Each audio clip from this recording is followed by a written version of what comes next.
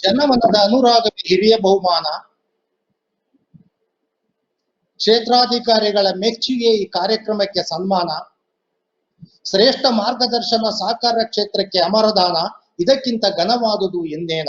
ಒಂಟಿ ಮಾಲೀಕತ್ವ ಅಲ್ಲದ ಜಂಟಿ ಮಾಲೀಕತ್ವದ ಪ್ರಜಾಸತ್ತಾತ್ಮಕ ನಿಯಂತ್ರಣ ವ್ಯವಸ್ಥೆಯ ಅಡಿಯಲ್ಲಿ ಸಮಾನ ಆರ್ಥಿಕ ಸಾಮಾಜಿಕ ನೈತಿಕ ಅಭಿವೃದ್ಧಿಗಾಗಿ ರಚನೆಗೊಂಡ ಸೌಹಾರ್ದ ಸಹಕಾರಿ ಪ್ರತಿನಿಧಿಗಳೇ, ತಮಗೆಲ್ಲರಿಗೂ ವಂದಿಸುತ್ತಾ ಸಹಕಾರ ವ್ಯವಸ್ಥೆ, ಆರ್ಥಿಕತೆ, ಪರಿಶೀಲನಾ ವಿಧಾನಗಳ ಬಗ್ಗೆ ನನ್ನ ತಿಳುವಳಿಕೆಗೆ ಅನುಸಾರವಾಗಿ ತಮ್ಮ ಗಮನಕ್ಕೆ ಮನಮುಟ್ಟುವಂತೆ ಹೇಳಲಿಕ್ಕೆ ಸಾಧ್ಯವಾದಷ್ಟು ಪ್ರಯತ್ನ ಮಾಡ್ತೇನೆ ಅಂತ ನಾನು ಹೇಳಲಿಕ್ಕೆ ಇಷ್ಟಪಡ್ತೇನೆ.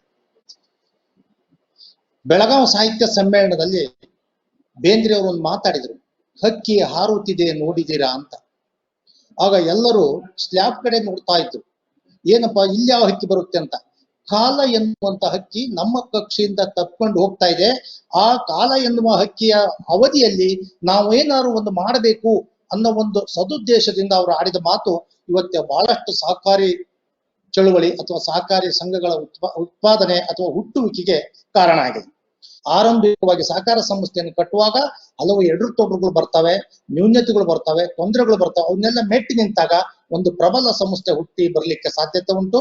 ಸ್ವಲ್ಪ ಅವಧಿಯಲ್ಲಿ ಇಂಥ ಪ್ರಬಲ ಸಂಸ್ಥೆಯಾಗಿ ಬೆಳೆದ ಸೌಹಾರ್ದಕ್ಕೆ ಮತ್ತೊಮ್ಮೆ ಧನ್ಯವಾದಗಳು. ಇದ್ರ ಜೊತೆಗೆ R³ ಅಂತ ಕರಿತೀವಿ ನಾವು ಯಾವುದೇ ಒಂದು ಸಂಸ್ಥೆ ಹುಟ್ಟಿ ಹಾಕುವಾಗ. ಏನು R1 ಯಾವುದೇ ನೀವು ಕೆಲಸ ಮಾಡ್ತಾರೆ ರಿಜೆಕ್ಟ್ ಮಾಡ್ತಾರೆ, R2 ರೆಡಿಕ್ಯೂರ್ ಮಾಡ್ತಾರೆ, ಗೇಲಿ ಮಾಡ್ತಾರೆ, R3 ರೆಕಗ್ನೈಸೇಷನ್ ಮಾಡ್ತಾರೆ. R1 ರಿಜೆಕ್ಟ್ ಮಾಡಿದವರು 60%, ಗೇಲಿ ಮಾಡಿದವರು 20%, ರೆಕಗ್ನೈಸೇಷನ್ ಮಾಡಿದವರು ಒಂದು 10%. ಆದ್ರೆ ಈ 10% ಜನಕ್ಕೆ 60+20 ಬಂದು ಆಡ್ ಆಗ್ತಾರೆ. ಅದನ್ನೇ ಒಂದು ಸ್ವಚ್ಛಾರಿತಿರುವಂತ ಸೊಸೈಟಿ ಅಂತ ನಾವು ಕರ್ಕೊಂಡ್ರೆ ಈ ಸಾಧನೆಯಿಂದ ಮಾತ್ರ ಅದು ಸಾಧ್ಯ ಉಂಟು. ಆರಂಭಿಕವಾಗಿ ಬರೋ ಲೋಪದೋಷಗಳ ಮೆಟ್ಟಿತ್ತು ಒಂದು ಸಂಸ್ಥೆ ಕಟ್ಟಿದಾಗ ತನ್ನದೇ ಆದ ಒಂದು ವ್ಯವಸ್ಥೆಯನ್ನು ಅದಕ್ಕೆ ಮಾಡ್ಲಿಕ್ಕೆ ಸಾಧ್ಯ ಉಂಟು. ಹೀಗಿದ್ದಾಗ ಕಲಂ 4 ಮತ್ತು ಕಲಂ ನಿಯಮ 3ರಲ್ಲಿ ಹೇಳುತ್ತೆ, ಯಾವುದೇ ಒಂದು ಸಹಕಾರಿ ಸಂಸ್ಥೆ ಕಟ್ಟಬೇಕಾದ್ರೆ ಆ ಸಹಕಾರಿ ಸಂಸ್ಥೆ ಆರ್ಥಿಕ ಸದೃಢತೆಯಿಂದ ಕೂಡಿದ್ರೆ ಮಾತ್ರ ನೋಂದಣಿ ಆಗ್ಬೇಕು.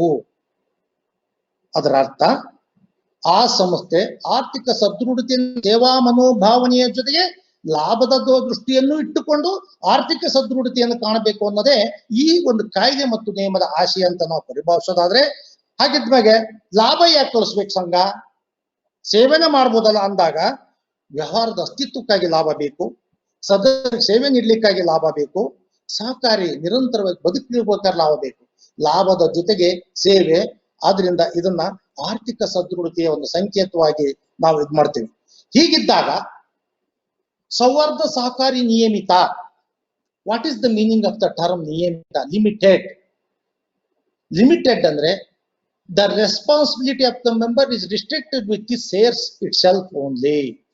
ಯಾವ ಸದಸ್ಯನ ಜವಾಬ್ದಾರಿ ತನ್ನ ಸೇರಿಗೆ ಮಾತ್ರ ಮಿತವಾಗಿರುತ್ತೋ ಅದನ್ನ ನಾವು ನಿಯಮಿತ ಸಹಕಾರಿ ವ್ಯವಸ್ಥೆ ಅಂತ ಕರಿತೀವಿ.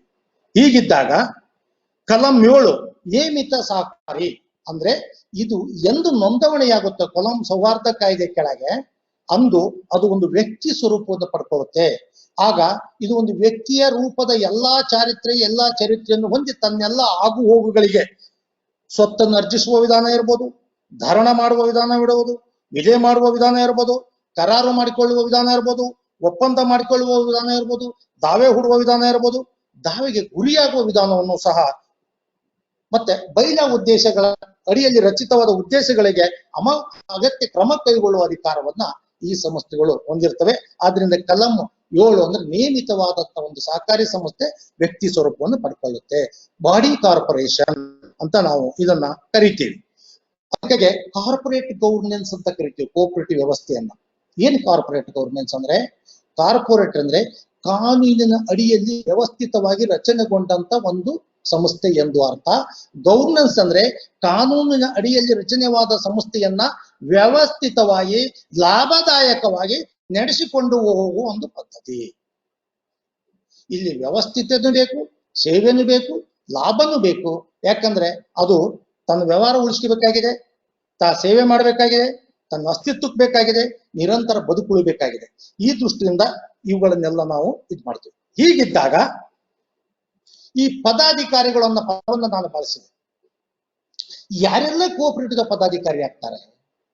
ನಾನು ಬಹಳಷ್ಟು ಕೋಆಪರೇಟಿವ್ ಯೂನಿಯನ್ ಟ್ರೈನಿಂಗ್ ಕೊಟ್ಟಾಗ ಬಹಳಷ್ಟು ಜನಕ್ಕೆ ಇದಕ್ಕೆ ದ್ವಂದ್ವ ಇರೋದು, ಬೋರ್ಡ್ ಆಫ್ ಡೈರೆಕ್ಟರ್ ಪದಾಧಿಕಾರಿ ಅಥವಾ ಆಡಳಿತ ಮಂಡಳಿ ನಿರ್ದೇಶಕರು ಅಂತ ಪದಾಧಿಕಾರಿ ಅಂತ ಹೇಳ್ತಾರೆ. ಅಲ್ಲ, ಅಧ್ಯಕ್ಷ ಅಥವಾ ಸಭಾಪತಿ, ಉಪಾಧ್ಯಕ್ಷ ಅಥವಾ ಉಪಸಭಾಪತಿ, ಟ್ರೆಜರರ್, ಆಡಳಿತಾಧಿಕಾರಿ, ವಿಶೇಷಾಧಿಕಾರಿ, ಸಮಾಪನಾಧಿಕಾರಿ, ಇವ್ರನ್ನೆಲ್ಲರನ್ನು ನಾವು ಪದಾಧಿಕಾರಿಗಳು ಅಂತ ಕರಿತೀವಿ ಹೊರತು ಆಡಳಿತ ಮಂಡಳಿಯ ಸದಸ್ಯರು, ಸಂಘದ ಸಿಇಒಗಳು ಪದಾಧಿಕಾರಿಗಳು ಅಲ್ಲ. ಹೀಗಿದ್ದಾಗ ಇಂಥ ಒಂದು ವ್ಯವಸ್ಥೆಯಲ್ಲಿ ರಚನೆಗೊಂಡಂತ ಈ ಸಂಸ್ಥೆಗೆ ತನ್ನದೇ ಆದ ಭಾಷೆ, ತನ್ನದೇ ಆದ ಧರ್ಮ, ತನ್ನದೇ ಆದ ಸಂಸ್ಕೃತಿ. ಬಯಾಲಜಿ ಹೇಳುತ್ತೆ, ಕೆಮಿಸ್ಟ್ರಿ ಹೇಳುತ್ತೆ, ಮ್ಯಾಥಮೆಟಿಕ್ಸ್ ಹೇಳುತ್ತೆ, 4x4 16 ಹೇಳ್ತಾವ ಅವೆಲ್ಲ. ಆದರೆ ನಮ್ಮ ಕೋಆಪರೇಟಿವ್ ಹೇಳುತ್ತೆ, ಇಲ್ಲ ಸ್ವಾಮಿ, 4x4 ಒಂದೇ 16 ಅಲ್ಲ. What it's? 4 ಧರ್ಮ, 4 ಜಾತಿ, 4 ಪಂಗಡಗಳು ಸೇರಿಕೊಂಡು ರಚನೆಯಾದಂತ ವ್ಯವಸ್ಥೆ ಸಹಕಾರಿ ಆದ್ರಿಂದ ನಮ್ದು 4x4 ಒಂದೇ. ಇದು 16 ಆಗಕ್ಕೆ ಸಾಧ್ಯ ಇಲ್ಲ. ಹೀಗಿದ್ದಾಗ ಇದಕ್ಕೊಂದು ಭಾಷೆ ಇದೆ, ಇದಕ್ಕೊಂದು ಧರ್ಮ ಇದೆ, ಇದಕ್ಕೊಂದು ಸಂಸ್ಕೃತಿ ಇದೆ. ನಾನು ಬ್ಯಾಲೆನ್ಸ್ ಶೀಟ್ ಬಗ್ಗೆ ಹೇಳ್ತೇನೆ, ಅದಕ್ಕೆ ಪೂರ್ವದಲ್ಲಿ ಒಂದು 10 ನಿಮಿಷ ತಗೋತೇನೆ. ನಾನು ಭಾಷೆ ಅಂದ್ರೆ ವಿಚಾರಗಳ ಮಾಧ್ಯಮ, ಧರ್ಮ ಅಂದ್ರೆ ಜೀವನದ ಮಾಧ್ಯಮ, ಸಂಸ್ಕೃತಿ ಅಂದ್ರೆ ವ್ಯಕ್ತಿತ್ವದ ಮಾಧ್ಯಮ. ಒಂದು ಸಂಸ್ಥೆಗೆ ಇದೆಲ್ಲ ಬೇಕು. ಬಾಳೆ ಮರಕ್ಕೆ ಹೋಲಿಸ್ತೇವೆ ನಾವು ಯಾವಾಗಲೂ ಕೋಆಪರೇಟಿವ್ ಸೊಸೈಟಿಯನ್ನ. ಬೀಗಿದ್ದರೂ ಬಾಗಿರಬೇಕು. ನಮ್ಮ ಹಿತ್ತಲಲ್ಲಿ ಬೆಳೆದಂತ ಬಾಳೆ ಗಿಡ ಬೂದಿ ನೀರು ಕುಡ್ಕೊಂಡು ಎಷ್ಟೇ ದೊಡ್ಡದು ಬೆಳೆದ್ರೂ ಸಹ ಬಾಗಿರುತ್ತೆ. ಆ ಒಂದು ನಮ್ರ ಸೇವೆ ನಮ್ಮ ಸಂಸ್ಥೆ ಬದ್ಧವಾಗಿರ್ಬೇಕು ಅನ್ನೋ ಅರ್ಥದಲ್ಲಿ ಬಾಳೆಗೂ ಸಹ ನಾವು ಇದನ್ನು ಹೋಲಿಸ್ತೇವೆ. ಭಾಷೆ ವಿಚಾರಗಳ ಮಾಧ್ಯಮ ಆದ್ರೆ, ಧರ್ಮ ಜೀವನದ ಮಾಧ್ಯಮ ಆದ್ರೆ, ಸಂಸ್ಕೃತಿ ವ್ಯಕ್ತಿತ್ವದ ಮಾಧ್ಯಮ. ಧರ್ಮ ಅಂದ್ರೆ ಏನು? ವ್ಯಕ್ತಿ ತಾನು ಪಡೆದ ಸುಜ್ಞಾನವನ್ನು ತನ್ನ ಜೀವನದಲ್ಲಿ ಅರಗಿಸಿಕೊಂಡು ಇನ್ನೊಬ್ಬರ ಕಲ್ಯಾಣಕ್ಕಾಗಿ ಮುಡುಪಿಡುವ ಭಾವ, ದಟ್ ಈಸ್ ಧರ್ಮ. ಮುಂದೊಂದು ಪದ ಬಳಸಿದೆ, ವ್ಯಕ್ತಿ ಬೇರೆ, ವ್ಯಕ್ತಿತ್ವ ಬೇರೆ. ಒಂದು ಸಂಸ್ಥೆ ನೋಂದಣಿ ಆದಟಿಗೆ ವ್ಯಕ್ತಿ ಆಗ್ಬಿಡುವುದು ಸೆಕ್ಷನ್ 7 ಕೆಳಗೆ, ಅದಕ್ಕೆ ವ್ಯಕ್ತಿತ್ವವನ್ನು ಕೊಡಬೇಕು. ಅದನ್ನು ಕೊಡೋ ಕಾಯಕವನ್ನ ಯಾರು ಮಾಡಬೇಕು ಅಂದ್ರೆ, ಒಂದು ಸಂಸ್ಥೆ ಏಳಿಗೆಗೆ ರೂವಾರಿಗಳಾದಂತ ಪ್ರಜ್ಞಾವಂತ ಸದಸ್ಯ, ದಕ್ಷ ನಾಯಕತ್ವ ಹೊಂದಿದಂತ ಆಡಳಿತ ಮಂಡಳಿ, ನಿಷ್ಠಾವಂತ ಸಿಬ್ಬಂದಿ. ನೋಡಿ, ಬರೀ ಸದಸ್ಯ ಅಂದಿಲ್ಲ, ಪ್ರಜ್ಞಾವಂತ ಸದಸ್ಯ. ಪ್ರಜ್ಞೆ ಅಂದ್ರೆ ಜೀವಂತಿಕೆ ಅಂತ ಅರ್ಥ. ಜೀವಂತಿಕೆ ಅಂದ್ರೆ ತನ್ನ ವ್ಯವಹಾರದಲ್ಲಿ ಸಂಸ್ಥೆಯ ಜೊತೆ ಒಡನಾಟ ಹೊಂದಿರುವವ ಎಂದು ಭಾವಿಸತಕ್ಕದ್ದು. ಹೀಗಿದ್ದಾಗ ಅಂತ ಒಬ್ಬ ಸದಸ್ಯ, ಲೀಡರ್, ದಕ್ಷ ನಾಯಕತ್ವ ಹೊಂದಿದಂತ ಒಬ್ಬ ಲೀಡರ್ ಬೇಕು. 13 ಜನ ಇಲ್ಲದೆ ಇರ್ಬೋದು, 15 ಜನ ಇಲ್ಲದೆ ಇರ್ಬೋದು, ಆದ್ರೆ ಕೆಲವರು ಆ ಲೀಡರ್ಶಿಪ್ ಕ್ವಾಲಿಟಿ ಇದ್ದೇ ಇರಲೇಬೇಕಾಗುತ್ತೆ. ರಬ್ಬರ್ ಸ್ಟಾಂಪ್ ಆಗಬಾರ್ದು, ಸಿಇಒ ಹೇಳಿದ್ದನ್ನು ಕೇಳಬಾರ್ದು. ಅವರಿಗೂ ಅದ್ರ ಬಗ್ಗೆ do or do knots, what RBI says, what NABARD says, do not, ಯಾವ್ದು ಮಾಡ್ಬೇಕು ಯಾವ್ದು ಮಾಡಬಾರದು ಅನ್ನೋ ಪ್ರಜ್ಞೆ ಇರೋರು ಬೇಕಾಗುತ್ತೆ. ಇದೆಲ್ಲರ ಜೊತೆಗೆ ಸಂಸ್ಥೆಯ ನೊಗವನ್ನು ಎಳ್ಕೊಂಡು ಹೋಗುವಂತ ಸಿಬ್ಬಂದಿ ಬೇಕಾಗುತ್ತೆ. ಹೀಗಿದ್ದಾಗ ವ್ಯಕ್ತಿತ್ವ, ಸಂಸ್ಥೆ ವ್ಯಕ್ತಿಯಾಗಿ ರಚನೆ ಆದ್ರೂ ಸಹ ಅದಕ್ಕೆ ವ್ಯಕ್ತಿತ್ವ ಕೊಡೋದು ಈ 3 ಜನ ಸೇರ್ಕೊಡ್ಲಿಕ್ಕೆ ಸಾಧ್ಯತೆ ಉಂಟು. ಅಂತ ಒಂದು ವ್ಯವಸ್ಥೆ ಬಹಳಷ್ಟು ಸಂಸ್ಥೆಗಳಲ್ಲಿ ನಾವು ಕರ್ನಾಟಕದಲ್ಲಿ ನೋಡ್ತಾ ಇದ್ದೀವಿ. ವ್ಯಕ್ತಿ ಸಂಸ್ಥೆನೂ ಇರ್ಬೋದು, ವ್ಯಕ್ತಿತ್ವ ಹೊಂದಿದ ಸಂಸ್ಥೆ ಇರ್ಬೋದು, ಎರಡನ್ನೂ ಕಾಣ್ತಾ ಇದ್ದೇವೆ ನಾವು. ಅಂದ್ರೆ ವ್ಯಕ್ತಿತ್ವ ಅಂದ್ರೆ ವ್ಯಕ್ತಿ ತನ್ನ ಬಗ್ಗೆ ತಾನು ಹೊಂದಿರುವ ಸರಿಯಾದ ತಿಳುವಳಿಕೆ ಎಂದು ಅರ್ಥ. ಇದನ್ನ ಹೇಳ್ತಾ, ಈಗ ಹೀಗೆಲ್ಲ ಆರ್ಥಿಕ ಸದೃಢತೆಗೆ ರಚನೆಗೊಂಡಂತ ಒಂದು ಸಹಕಾರಿ ವ್ಯವಸ್ಥೆಯಲ್ಲಿ ಲಾಭವನ್ನೇ ಗುರಿಯಾಗಿ ಇಟ್ಟುಕೊಳ್ಳದೆ ಸೇವೆಯನ್ನೂ ಸಹ ಗುರಿಯಾಗಿ ಹೊಂದಿದಂತ ಒಂದು ಆರ್ಥಿಕ ಸಂಸ್ಥೆಯಲ್ಲಿ ನಾವು ಅದರ ಆಗು ಹೋಗುಗಳನ್ನು ಕಂಡುಹಿಡಿಯೋದು, ಅದರ ವ್ಯಕ್ತಿತ್ವವನ್ನು ಕಂಡುಹಿಡಿಯೋದು, ಅದರ ಚರ್ಯಗಳನ್ನು ಕಂಡುಹಿಡಿಯೋದು ಅದರ ಒಂದು ಆರ್ಥಿಕ ತಥ್ಯಗಳ ಆಧಾರದ ಮೇಲೆ, what we call financial statement. ಏನ್ ಫೈನಾನ್ಸಿಯಲ್ ಸ್ಟೇಟ್ಮೆಂಟ್? ಬಹಳಷ್ಟು ಕಡೆ ಆಡಿಟ್ ರಿಪೋರ್ಟ್ಗಳನ್ನ ನಾನು ನೋಡಿದ್ದೀನಿ. ಜಮಾ ಖರ್ಚು, ವ್ಯಾಪಾರಿ ಪತ್ರಿಕೆ, ಮೋಸ್ಟ್ಲಿ ನಿಮಗೆ ಬರ್ಲಿಕ್ಕಿಲ್ಲ, ಕ್ರೆಡಿಟ್ ಸೊಸೈಟಿಗಳು ಆಗಿರೋದ್ರಿಂದ ಸೌಹಾರ್ದವು ಯಾವುದೋ 1-2 ಮಲ್ಟಿಪರ್ಪಸ್ ಇದ್ರೆ ಇರ್ಬೋದೇನೋ ಗೊತ್ತಿಲ್ಲ. Profit and loss account, balance. ಬಹಳ ಕಡೆಗೆ ಜಮಾ ಖರ್ಚನ್ನು ನೋಡುವಾಗ ದಿನಾಂಕ 31/3/2021 ಇದ್ದಂತೆ ಜಮಾ ಖರ್ಚು ಇಲ್ಲ. ಜಮಾ ಖರ್ಚು ಫಾರ್ ದ ಇಯರ್ 2021ನೇ ಸಾಲಿನ 19-20ನೇ ಸಾಲಿನ ಜಮಾ ಖರ್ಚು ಪತ್ರಿಕೆ ಬ್ರಾಕೆಟ್ ನಲ್ಲಿ 1/4/20, 31/3/21. ಎರಡನೇದು ಲಾಭ ಹಾನಿ ಪತ್ರಿಕೆ ಅಷ್ಟೇ 31/3 ಲಾಭ ಗಳಿಸೋದಿಲ್ಲ, ಆ ವರ್ಷದ ಲಾಭ ಅದು. ನಿಮ್ಮ 33ನೇ ಸೆಕ್ಷನ್ನಾಗೂ ಹೇಳ್ಬಿಟ್ಟಿದೆ ಬ್ಯಾಲೆನ್ಸ್ ಶೀಟ್ ಯಾವ ಡೇಟಿಗೆ ಮಾಡಬೇಕು, ಪ್ರಾಫಿಟ್ ಅಂಡ್ ಲಾಸ್ ಅಕೌಂಟ್ ಮತ್ತು ರಿಸಿಟ್ ಅಂಡ್ ಪೇಮೆಂಟ್ ಅನ್ನು ಯಾವ ವರ್ಷಕ್ಕೆ ನಾವು ಸರ್ಟಿಫೈ ಮಾಡಬೇಕು. ನಾವು ಸರ್ಟಿಫೈ ಮಾಡೋದು P&L ಅಕೌಂಟ್ ಮತ್ತು ಬ್ಯಾಲೆನ್ಸ್ ಶೀಟ್, ಜಮಾ ಖರ್ಚು ಅದ್ರೊಳಗೆ ಬಂದ್ಬಿಡುತ್ತೆ ಮಾಡ್ಬೇಕು. ಆದ್ರಿಂದ ಜಮಾ ಖರ್ಚು ಮತ್ತು ಲಾಭ ಹಾನಿ ಪತ್ರಿಕೆ ಇಯರ್ ಎಂಡ್ ಅಲ್ಲ, ಫಾರ್ ದ ಇಯರ್. ಆದ್ರೆ ಅಡಾವೆ ಮಾತ್ರ ಯಾವಾಗಲೂ 31/3/2020 ಅಥವಾ 21ಕ್ಕೆ ಇದ್ದಂತೆ. ಹೀಗಿದ್ದಾಗ ಈ ಬ್ಯಾಲೆನ್ಸ್ ಶೀಟ್ ಇನ್ ಮಾಡಲ್ ಎಲ್ಲಿ ಸಿಗುತ್ತೆ ನಮಗೆ? It is beautiful, it is scientific, it is magic. ಯಾಕಂದ್ರೆ banking regulation act section 29 part A schedule 3 ಕೆಳಗೆ ನಾವು ಆರ್ಥಿಕ ತಥ್ಯ ಅಥವಾ P&L ಅಕೌಂಟ್ ಬ್ಯಾಲೆನ್ಸ್ ಶೀಟ್ ಅನ್ನು ಡ್ರಾ ಮಾಡ್ತಾ ಇದ್ದೇವೆ. BR ಆಕ್ಟಿನ ಸೆಕ್ಷನ್ 29 ಶೆಡ್ಯೂಲ್ 3 ಪಾರ್ಟ್ ಎ ಅಲ್ಲಿ ಬಹಳ ಬ್ಯಾಲೆನ್ಸ್ ಶೀಟ್ ನಾವು ನೋಡಿದೆ.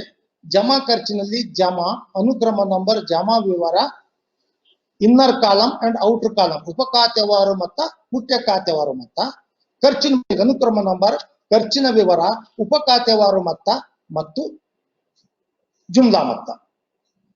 ಪ್ರಾಫಿಟ್ ಅಂಡ್ ಲಾಸ್ ಅಕೌಂಟ್ ಅಷ್ಟೇ 2020-21ನೇ ಸಾಲಿನ ಲಾಭ ಹಾನಿ ಪತ್ರಿಕೆ, ಅನುಕ್ರಮ ನಂಬರ್, ವ್ಯಯದ ವಿವರ, ಉಪ ಖಾತೆವಾರು, ಮುಖ್ಯ ಖಾತೆವಾರು, ಅನುಕ್ರಮ ನಂಬರ್, ಆಯದ ವಿವರ, ವಾಟ್ ವಿ ಕಾಲ್ ಇನ್ಕಮ್, ಉಪ ಖಾತೆವಾರು, ಮುಖ್ಯ ಖಾತೆವಾರು. ಬ್ಯಾಲೆನ್ಸ್ ಶೀಟ್ ಅನ್ನ ಬಹಳ ಕಡೆ ನಾವು ನೋಡ್ತಾ ಇದ್ದೇವೆ. ಸಾಲ ಅಂತ ಒಂದು ಬದಿಗೆ ಇರ್ತಾರೆ, ಈ ಕಡೆಗೆ ಆಸ್ತಿ ಅಂತಾರೆ. ಸಾಲ ಬಿಡ್ತಾರೆ, ಜವಾಬ್ದಾರಿ ಅಂತಾರೆ, ಈ ಕಡೆಗೆ ಮೂಲಗಳು ಅಂತಾರೆ. ಆದ್ರಿಂದ ಬ್ಯಾಲೆನ್ಸ್ ಶೀಟ್ ಅನುಕ್ರಮ ನಂಬರ್, ಬಂಡವಾಳ ಮತ್ತು ಜವಾಬ್ದಾರಿಗಳು, ಉಪ ಖಾತೆವಾರು ಮೊತ್ತ, ಮುಖ್ಯ ಖಾತೆವಾರು ಮೊತ್ತ. ಅನುಕ್ರಮ ನಂಬರ್ ಆಸ್ತಿ ಮತ್ತು ಮೂಲಗಳು, ಉಪ ಖಾತೆವಾರು ಮೊತ್ತ, ಮುಖ್ಯ ಖಾತೆವಾರು ಜುಮ್ಲಾ. ಇನ್ನರ್ ಕಾಲಮಿನ ಟೋಟಲ್ ಅನ್ನ ಔಟರ್ ಕಾಲಮಿಗೆ ಹಾಕಿ ಟ್ಯಾಲಿ ಮಾಡಬೇಕಾಗುತ್ತೆ. ಹಾಗಿದ್ದಾಗ ಇದು ನೋಡಿ ಎಷ್ಟು ಚಂದ ಇದೆ ಅಂದ್ರೆ, ಇದನ್ನೊಂದು ಪದ ಬಳಸ್ತಾರೆ ಆರ್ಥಿಕ ತಜ್ಞರು. In the reverse order of urgency format, in the reverse order of urgency format. ಉಲ್ಟಾ ಮೊದಲೇ ಸೇರ್ ಬರುತ್ತೆ, ನಿಧಿಗಳು ಬರ್ತಾವೆ ಲೈಬಿಲಿಟಿ ಸೈಡ್, ಠೇವಣಿಗಳು ಬರ್ತಾವೆ what we call borrowings, borrowings ಬರುತ್ತೆ what we call borrowings itself, ಜವಾಬ್ದಾರಿಗಳು ಬರ್ತಾವೆ, credit balance of profit and loss account ಬರುತ್ತೆ ಒಂದ್ ಸೈಡ್. ಆ ಬದಿಗೆ ನೋಡಿ ಸೇರ್ ಬಂತು, ಕಾಯಂ ಆಸ್ತಿ ಸ್ವಂತ ಬಂಡವಾಳ, ಅದು ಸ್ಥಿರ ಬಂಡವಾಳ, ಸಾಲ ಮತ್ತು ಠೇವಣಿಗಳು ಚರ ಬಂಡವಾಳ ಬರ್ತಾವೆ ಹೋಗ್ತವೆ, ಪೇಮೆಂಟ್ ಮಾಡ್ಬೇಕು. ಲೈಬಿಲಿಟಿ ಡಿಮಾಂಡ್ ಲೈಬಿಲಿಟೀಸ್ ಅಲ್ಲ, ತುರ್ತು ನಿರ್ಗಮನನೇ ಹೊಂದಿರ್ತವೆ ಜವಾಬ್ದಾರಿಗಳು. ಮುಂದುವರೆದು ಆ ಬದಿಗೆ ಬರೋಣ ಆಸ್ತಿ ಮತ್ತು ಮೂಲಗಳ ಕಡೆಗೆ. ಆಸ್ತಿ ಮತ್ತು ಮೂಲಗಳ ಕಡೆಗೆ ಬಂದ್ರೆ ನಗದು ಸಿಲ್ಕು, ಅಸೆಟ್ ಸೈಡ್ ಬಂದ್ರೆ ನಗದು ಸಿಲ್ಕು ಮತ್ತು ಬ್ಯಾಂಕ್ ಸಿಲ್ಕುಗಳು ನೋಡಿ ಇಮ್ಮಿಡಿಯೇಟ್ ಕ್ಯಾಶ್ ಆಗಂತೂ ಸಿಗ್ತಾವೆ. ಈ ಕಡೆ ಲಯಬಿಲಿಟಿ ಸೈಡ್ ಬಂದ್ರೆ ಇಮ್ಮಿಡಿಯೇಟ್ ಕ್ಯಾಶ್ ಆಗದೆ ಇರುವಂತ, ಪೇಮೆಂಟ್ ಮಾಡದೇ ಇರುವಂತದ್ದು ಇದೆ. ಅದಕ್ಕಾಗಿ in the reverse order of urgency format ಅಂತ ಕರೆಯೋದು ಇದಕ್ಕೆ. ಸೇರ್ ಬಂಡವಾಳ ಫಸ್ಟ್ ಇದೆ, ಕೊಡೋದಲ್ಲ ಅಂತ ಹೇಳ್ತಾ ಇಲ್ಲ, ಅದಕ್ಕೆ ಅದರದೇ ಆದ ಇತಿಮಿತಿ ಇದೆ. ನಗದು ಸಿಲ್ಕು ಮತ್ತು ಬ್ಯಾಂಕಿನ ಸಿಲ್ಕು ತಕ್ಷಣ ಕೈಗೆ ಸಿಗುವಂತವು. ನಗದು ಸಿಲ್ಕ್ ಅಂತೂ ನಮ್ರಾದಾಗಿರೋದು, ಬ್ಯಾಂಕಿನ ಕೌಂಟ್ರಿಗೂ ತರಬೇಕಷ್ಟ ಮತ್ತೊಂದು ಕಡೆಗೆ ಹೋಗಿ. ಎರಡನೇದು ಇನ್ವೆಸ್ಟ್ಮೆಂಟ್ಸ್ ಇನ್ FDs, ಸ್ವಲ್ಪ ಅವಧಿಯಲ್ಲಿ ಕ್ಯಾಶ್ ಆಗ್ತದೆ. Next investments, next the major role what we call loan and advances, next ಚರ ಮತ್ತು ಸ್ಥಿರಾಸ್ತಿಗಳು, ನೆಕ್ಸ್ಟ್ ಇತರೆ ಆಸ್ತಿಗಳು. ಇನ್ನೊಂದು ಬರ್ತಿತ್ತು, ಯಾವುದು ವ್ಯಾಪಾರಿ ದಾಸ್ತಾನು, ಮೋಸ್ಟ್ಲಿ ಬರೋದಿಲ್ಲ, ಅದನ್ನ ಇಲ್ಲಿ ತಗೊಳ್ಳಿಕ್ಕಿಲ್ಲ ನಾನು, ಬಂದ್ರು ಬರ್ಬೋದು, ಕೆಲವು ಬರುತ್ತೆ ವ್ಯಾಪಾರಿ ದಾಸ್ತಾನು, ಪರಂತು ಇದಾವೆ. Last debit balance of profit and loss account. ಈಗ ಷೇರಿನಿಂದ ಒಂದು ಗೆರೆ ಹೊಡೆದು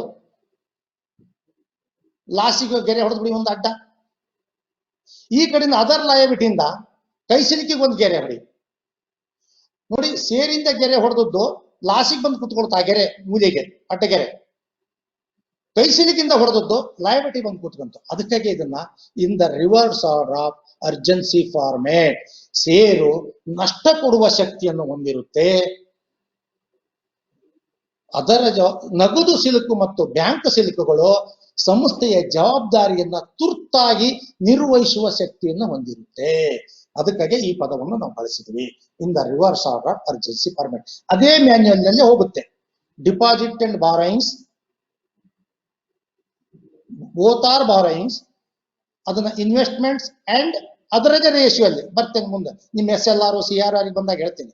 ಅದರದೇ ರೇಷಿಯೋದಲ್ಲಿ ಇನ್ವೆಸ್ಟ್ಮೆಂಟ್ ಮಾಡ್ತೇವೆ. CD ರೇಷಿಯೋ ಮೇಂಟೈನ್ ಮಾಡ್ಕೊಂಡು ಅರ್ಬನ್ ಬ್ಯಾಂಕರ್ ಇದಾರೆ ಅಂತ ತಿಳ್ಕೊಂಡಿದ್ದೀನಿ ನಾನು. CD ರೇಷಿಯೋ ಅವರಿಗೆ ಪೇಟೆಂಟ್ ವರ್ಡ್ ಇದು. CD ರೇಷಿಯೋ ಮೇಂಟೈನ್ ಮಾಡ್ಕೊಂಡು 70% ಮಿನಿಮಮ್ 80% ಲೋನ್ ನಲ್ಲಿ ಹೋಗುತ್ತೆ. ನಮ್ಮ ಓನ್ ಫಂಡ್ ನಲ್ಲಿ ಸ್ವಲ್ಪ ಚರಾಸ್ತಿ ಕೊಡ್ತೇವೆ, ಬರ್ತಕ್ಕ ಆಸ್ತಿಗಳು ಇರ್ತವೆ. ಇವುಗಳನ್ನ ಮತ್ತೆ debit balance, profit and loss account ಇರುತ್ತೆ. ಹೀಗಿದ್ದಾಗ ಈ ಷೇರ್ ಇದೆಯಲ್ಲ, ಈ ಷೇರ್ನಲ್ಲಿ ಎಷ್ಟು ವಿಧ ಇದಾವೆ? ನಾವು ಕಾಣ್ತಾ ಇರೋದು ಎರಡೇ ಈಗ. ಒಂದು authorised share capital, another one is paid up share capital. Balance sheet ನಲ್ಲಿ ಹಾಕ್ತೇವೆ ಅಧಿಕೃತ ಪಾಲು ಬಂಡವಾಳ 1 ಕೋಟಿ, ಟೋಟ್ಲಿಗೆ ಬರೋದಿಲ್ಲ. ಕೆಳಗಡೆಗೆ ಪಾವತಿಯಾದ ಪಾಲು ಬಂಡವಾಳ ವ್ಯಕ್ತಿ ಸದಸ್ಯರಿಂದ ಇದ್ದರೆ ಸಂಘ ಸಂಸ್ಥೆಗಳಿಂದ ಹಾಕಿ ಔಟ್ರ್ ಕಾಲಮ್ಗೆ ಹಾಕ್ತೇವೆ. ಆದ್ರೆ ಆಕ್ಚುಲಿ ಶೇರ್ನಲ್ಲಿ 6 ವಿಧ. ಒಂದು ಅಧಿಕೃತ ಪಾಲು ಬಂಡವಾಳ, ಎರಡನೇದು ಮಾರಾಟಕ್ಕಾಗಿ ತೆಗೆದಿಟ್ಟ ಷೇರು ಬಂಡವಾಳ ಇಶ್ಯೂಡ್ ಶೇರ್ ಕ್ಯಾಪಿಟಲ್ಸ್, 3 ಚಂದಾ ಕೊಡಲು ಒಪ್ಪಿಸಿದ ಷೇರು ಬಂಡವಾಳ ಸಬ್ಸ್ಕ್ರೈಬ್ ಶೇರ್ ಕ್ಯಾಪಿಟಲ್, 4 ಕರೆದಾಗ ಬರುವ ಷೇರುಗಳು ಕಾಲ್ಡ್ ಆಫ್ ಶೇರ್ ಕ್ಯಾಪಿಟಲ್, 5 ಕಾಯ್ದಿಟ್ಟ ಷೇರು ಬಂಡವಾಳ ರಿಸರ್ವ್ ಶೇರ್ ಕ್ಯಾಪಿಟಲ್, 6 ಪಾವತಿಯಾದ ಬಂಡವಾಳ. ನಾವೆರಡನ್ನು ಬಳಸ್ತಾ ಇದ್ದೀವಿ ಈಗ. ಈ ಉಳಿದ ಪದ್ಧತಿಯಿಂದ ಹೆಚ್ಚಿನ ಸಮಯದಲ್ಲಿ ನಾವು ರೂಢಿಯಲ್ಲಿ ಇಟ್ಟುಕೊಂಡಿಲ್ಲ. ಅಧಿಕೃತ ಪಾಲು ಬಂಡವಾಳ ಮತ್ತು ಷೇರು ಬಂಡವಾಳ. ಯಾವುದೇ ಬೈಲ ಅನ್ನೋ ಪದ ಬಳಸಬಾರದು ನಾವು. ಯಾವುದೇ ಉಪವಿಧಿಗಳು, ದ ಕರೆಕ್ಟ್ ವರ್ಡ್ ಉಪವಿಧಿಗಳು, ಯಾವುದೇ ಉಪವಿಧಿಗಳು ಆ ಷೇರಿನ ವ್ಯಾವಹಾರಿಕ ಲಕ್ಷಣಗಳ ಬಗ್ಗೆ ತನ್ನ ವರ್ಣನೆಯನ್ನು ಮಾಡಬೇಕು. ಮಾದರಿ ಬೈಲದಲ್ಲಿ ಆ ಅಂಶ ಇದೆ ಅಂತ ನಾನು ಭಾವಿಸಿದ್ದೇನೆ. ಫೆಡರೇಷನ್ ಇಂದ ಕೊಟ್ಟಂತ ಮಾದರಿ ಬೈಲದಲ್ಲಿ ಆ ಅಂಶ ಇದೆ ಅಂತ ಭಾವಿಸಿದ್ದೇನೆ. ಹೀಗಿದ್ದಾಗ ಈ ಬೈಲ ಅನ್ನೋಂಥದ್ದು ಏನಿದೆ, ಉಪವಿಧಿ ಸಂಘ ಸದಸ್ಯರ ನಡುವಿನ ಒಂದು ಒಪ್ಪಂದ, ಸಂಘದ ಅಂಗರಚನೆ, ಸಂಘದ ಸಂವಿಧಾನ. ಯಾವ ಅರ್ಥದಲ್ಲಿ ಕರೆದ್ರು ನಾವು ಉಪವಿಧಿ ಅಂತಾನೆ ಅದನ್ನು ಟ್ರೀಟ್ ಮಾಡಬೇಕಾಗುತ್ತೆ. ಇದು ಸಂಘ ಮತ್ತು ಸದಸ್ಯರ ನಡುವಿನ ಒಪ್ಪಂದ ಆಗ್ಬೋದು, ಸಂಘ ಮತ್ತು ಸಂಘದ ಅಂಗರಚನೆ ಆಗ್ಬೋದು. It is A constitution of society. But ಇದು ಕಾಯ್ದೆ ಮತ್ತು ನಿಯಮಗಳ ಅಡಿಯಲ್ಲಿ ಅದಕ್ಕೆ ಪೂರಕವಾಗಿ ರಚನೆ ಆಗ್ಬೇಕಾಗಿದೆ ಅಷ್ಟೇ. ಆಗಿದ್ದಾಗ ಮಾತ್ರ ಇದಕ್ಕೆ ಸ್ಯಾಂಟಿಟಿ ಸಿಗುತ್ತೆ, ಇಲ್ಲ ಅಂದ್ರೆ ಸ್ಯಾಂಟಿಟಿ ಸಿಗೋದಿಲ್ಲ. ಹಾಗಿದ್ಮೇಲೆ ಇದ್ರ ಮುಂದುವರೆದು ಸೇರನ್ನ ಸೌಹಾರ್ದ ಕಾಯ್ದೆಯಲ್ಲಿ ನಾನು ತಿಳಿದ ಮಟ್ಟಿಗೆ ಸೇರು ಮರುಪ ಆಂತರಿಕ ಸೇರಿನ ಮೌಲ್ಯವನ್ನ ಹೇಳಲಿಲ್ಲ. ಆದ್ರೆ ಸೌಹಾರ್ದ ಫೆಡರೇಷನ್ ಅನ್ನ ಬೈಲಾದಲ್ಲಿ ಉಪವಿಧಿ ಮಾದರಿ ಉಪನಿಯಮದಲ್ಲಿ ಇದರ ಬಗ್ಗೆ ಹೇಳಿದ್ದಾರೆ. ಮರುಪಾವತಿ ಶೇರ್ ಹೇಗೆ ಮಾಡಬೇಕು, ಅದನ್ನ ಹೇಗೆ ಮರುಪಾವತಿ ಮಾಡಬೇಕು ಅಂದ್ರೆ ಇಂಟ್ರೆನ್ಸಿಕ್ ಶೇರ್ ವ್ಯಾಲ್ಯೂ ಏನು, ಹೆಂಗ್ ಕಂಡ್ಕೋಬೇಕು. Share capital plus free reserves total minus accumulated loss total divided by number of shares is equal to intrinsic share value. ನಿಮ್ ಬೈಲದಲ್ಲೇ ಇದೆ, ಹೊಸದು ಯಾವುದು ಇಲ್ಲ ಅದ್ರೊಳಗೆ. ಹೀಗಿದ್ದಾಗ ಇದ್ರ ಮಧ್ಯೆ ಒಂದು ಹೇಳ್ಬಿಡ್ತೇನೆ ನಾನು. ಕಲಂ 33 ಮತ್ತು 64 ಅಡಿಟ್ ಬಗ್ಗೆ ಹೇಳುತ್ತೆ. ಸೌಹಾರ್ದ ಕಾಯ್ದೆನ ಕಲಂ ಅನ್ನೋ ಪದವನ್ನ ಸೌಹಾರ್ದ ಕಾಯ್ದೆ, ಹಳೆ ಕಾಯ್ದೆ ಇಲ್ಲಿ ತರೋದಿಲ್ಲ. ಈಗ ಕಲಂ 35 ವಿಚಾರಣೆ ಬಗ್ಗೆ ಹೇಳುತ್ತೆ. ಕಲಂ 53 ಪರಿವೀಕ್ಷಣೆ ಬಗ್ಗೆ ಹೇಳುತ್ತೆ. ಹಂಗಾರೆ ಏನಿದ್ರ ರೋಲ್, ಇವು ಮೂರದ್ದು ರೋಲ್ ಏನು? ಒಂದೇ ವಾಕ್ಯದಲ್ಲಿ ಹೇಳೋದಾದ್ರೆ ಈ 3 ಸೆಕ್ಷನ್ಗಳು ಇರುವಂತ ಪ್ರಭಾವ ಯಾವುದು? ಕಲಂ 63-64 ಸಂಘವನ್ನ ಸಂರಕ್ಷಿಸುತ್ತದೆ. ಕಲಂ 35 ಷೇರುದಾರರ ಹಿತವನ್ನ ಕಾಪಾಡುತ್ತದೆ, ವಿಚಾರಣೆ. ಕಲಂ 53 ಕ್ರೆಡಿಟರ್ಸ್,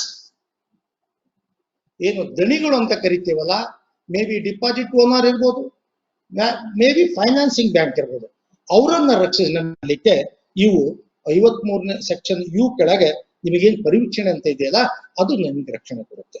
ಹೀಗಿದ್ದಾಗ ಇದ್ರ ಜೊತೆಗೆ ಮಹಾಸಭೆಗಳು ಅನ್ನೋ ಒಂದು ಪದವನ್ನು ಬಳಸ್ತೇವೆ. ಎಷ್ಟು ತರದ ಮಹಾಸಭೆ ಅದಾವ ಅಂತ ಒಂದು ಪಾಯಿಂಟ್ ಹೇಳ್ಬಿಡ್ತೇನೆ. ನಾವು ಸಾಮಾನ್ಯವಾಗಿ ತಿಳ್ಕೊಂಡಿದ್ದು annual general meeting and special general meeting. No, ಪ್ರಥಮ ವಾರ್ಷಿಕ ಮಹಾಸಭೆ, ವಾರ್ಷಿಕ ಸಾಮಾನ್ಯ ಸಭೆ ಕಲಂ 23, ವಿಶೇಷ ಸಾಮಾನ್ಯ ಸಭೆ 30(2), ಪ್ರಾತಿನಿಧಿಕ ಸಾಮಾನ್ಯ ಸಭೆ ಕಲಂ 23(3), ಸಾಮಾನ್ಯ ಸಭೆ ವಿಚಾರಣಾಧಿಕಾರಿ ಜರುಗಿಸೋದು ಕಲಂ 35, ಅಂತಿಮ ಸಾಮಾನ್ಯ ಸಭೆ ಸಂಯುಕ್ತ ಸಹಕಾರಿಯವರು ಗೈಡ್ಲೈನ್ ಕೊಟ್ಟಿದ್ದರೆ ಸಮಾಪಕರು ಸಹ ಒಂದು ಸಭೆಯನ್ನ ಮಾಡಬೇಕಾಗುತ್ತೆ. ಆದ್ರಿಂದ ಮಹಾಸಭೆಗಳಲ್ಲಿ 6 ವಿಧ, ಹಳೆ ಕಾಯ್ದೆಯಲ್ಲಿ 6 ಇದೆ. ಇಲ್ಲಿ ಅಂತಿಮ ಸಾಮಾನ್ಯ ಸಭೆ ಬಗ್ಗೆ ಆಕ್ಟ್ ನಲ್ಲಿ ಹೇಳಿಲ್ಲ. ಸೊ 53 ಕೆಳಗೆ ನೀವು ಗೈಡ್ಲೈನ್ ಕೊಟ್ಟಿದ್ರೆ ಅವರು ಅದನ್ನು ಮಾಡಬೇಕಾಗುತ್ತೆ. ಹೀಗಿದ್ದಾಗ ಸ್ಥಿರ ಸ್ವಂತ ಬಂಡವಾಳ, ಸ್ವಂತ ಬಂಡವಾಳ ಅನ್ನೋ ಪದವನ್ನ ಬಳಸ್ತಾ ಇದ್ದೇನೆ. ಸ್ಥಿರ ಸ್ವಂತ ಬಂಡವಾಳ ಬೈಲಾದಲ್ಲಿ ಮಾಡ್ಬೇಕು ನಾವು. Mode of payment of shares ಹೇಗೆ?